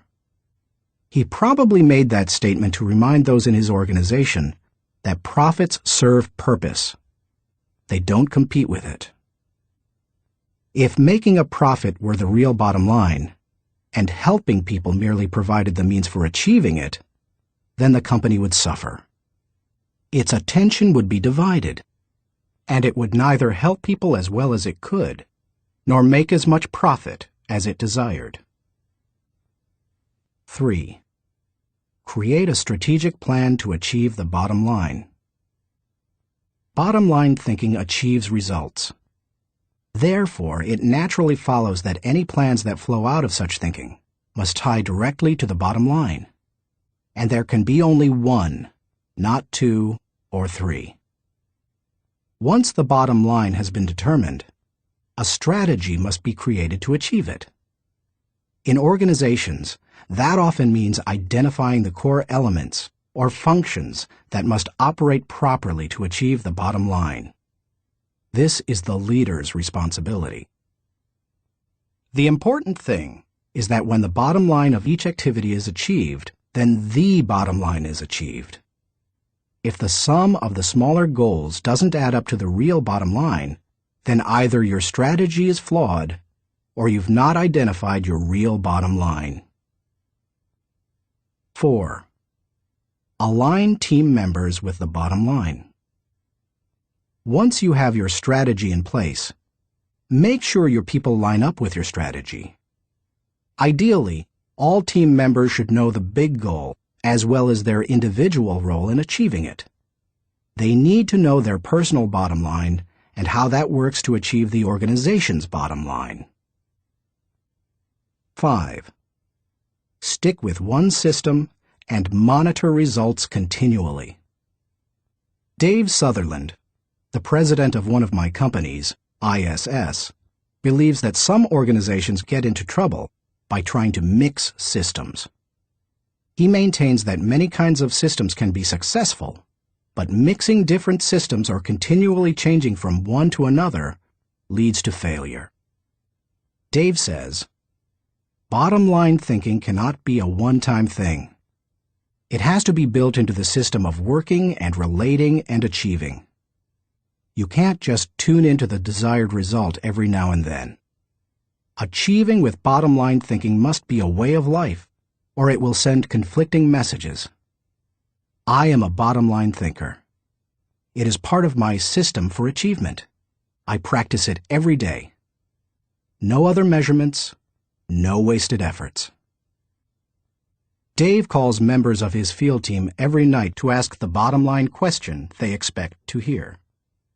He continually keeps his eye on the company's bottom line by monitoring it for every core area. When it comes right down to it, regardless of your bottom line, you can improve it with good thinking. And bottom line thinking has a great return because it helps to turn your ideas into results. Like no other kind of mental processing, it can help you to reap the full potential of your thinking and achieve whatever you desire. Thinking question. Am I staying focused on the bottom line so that I can gain the maximum return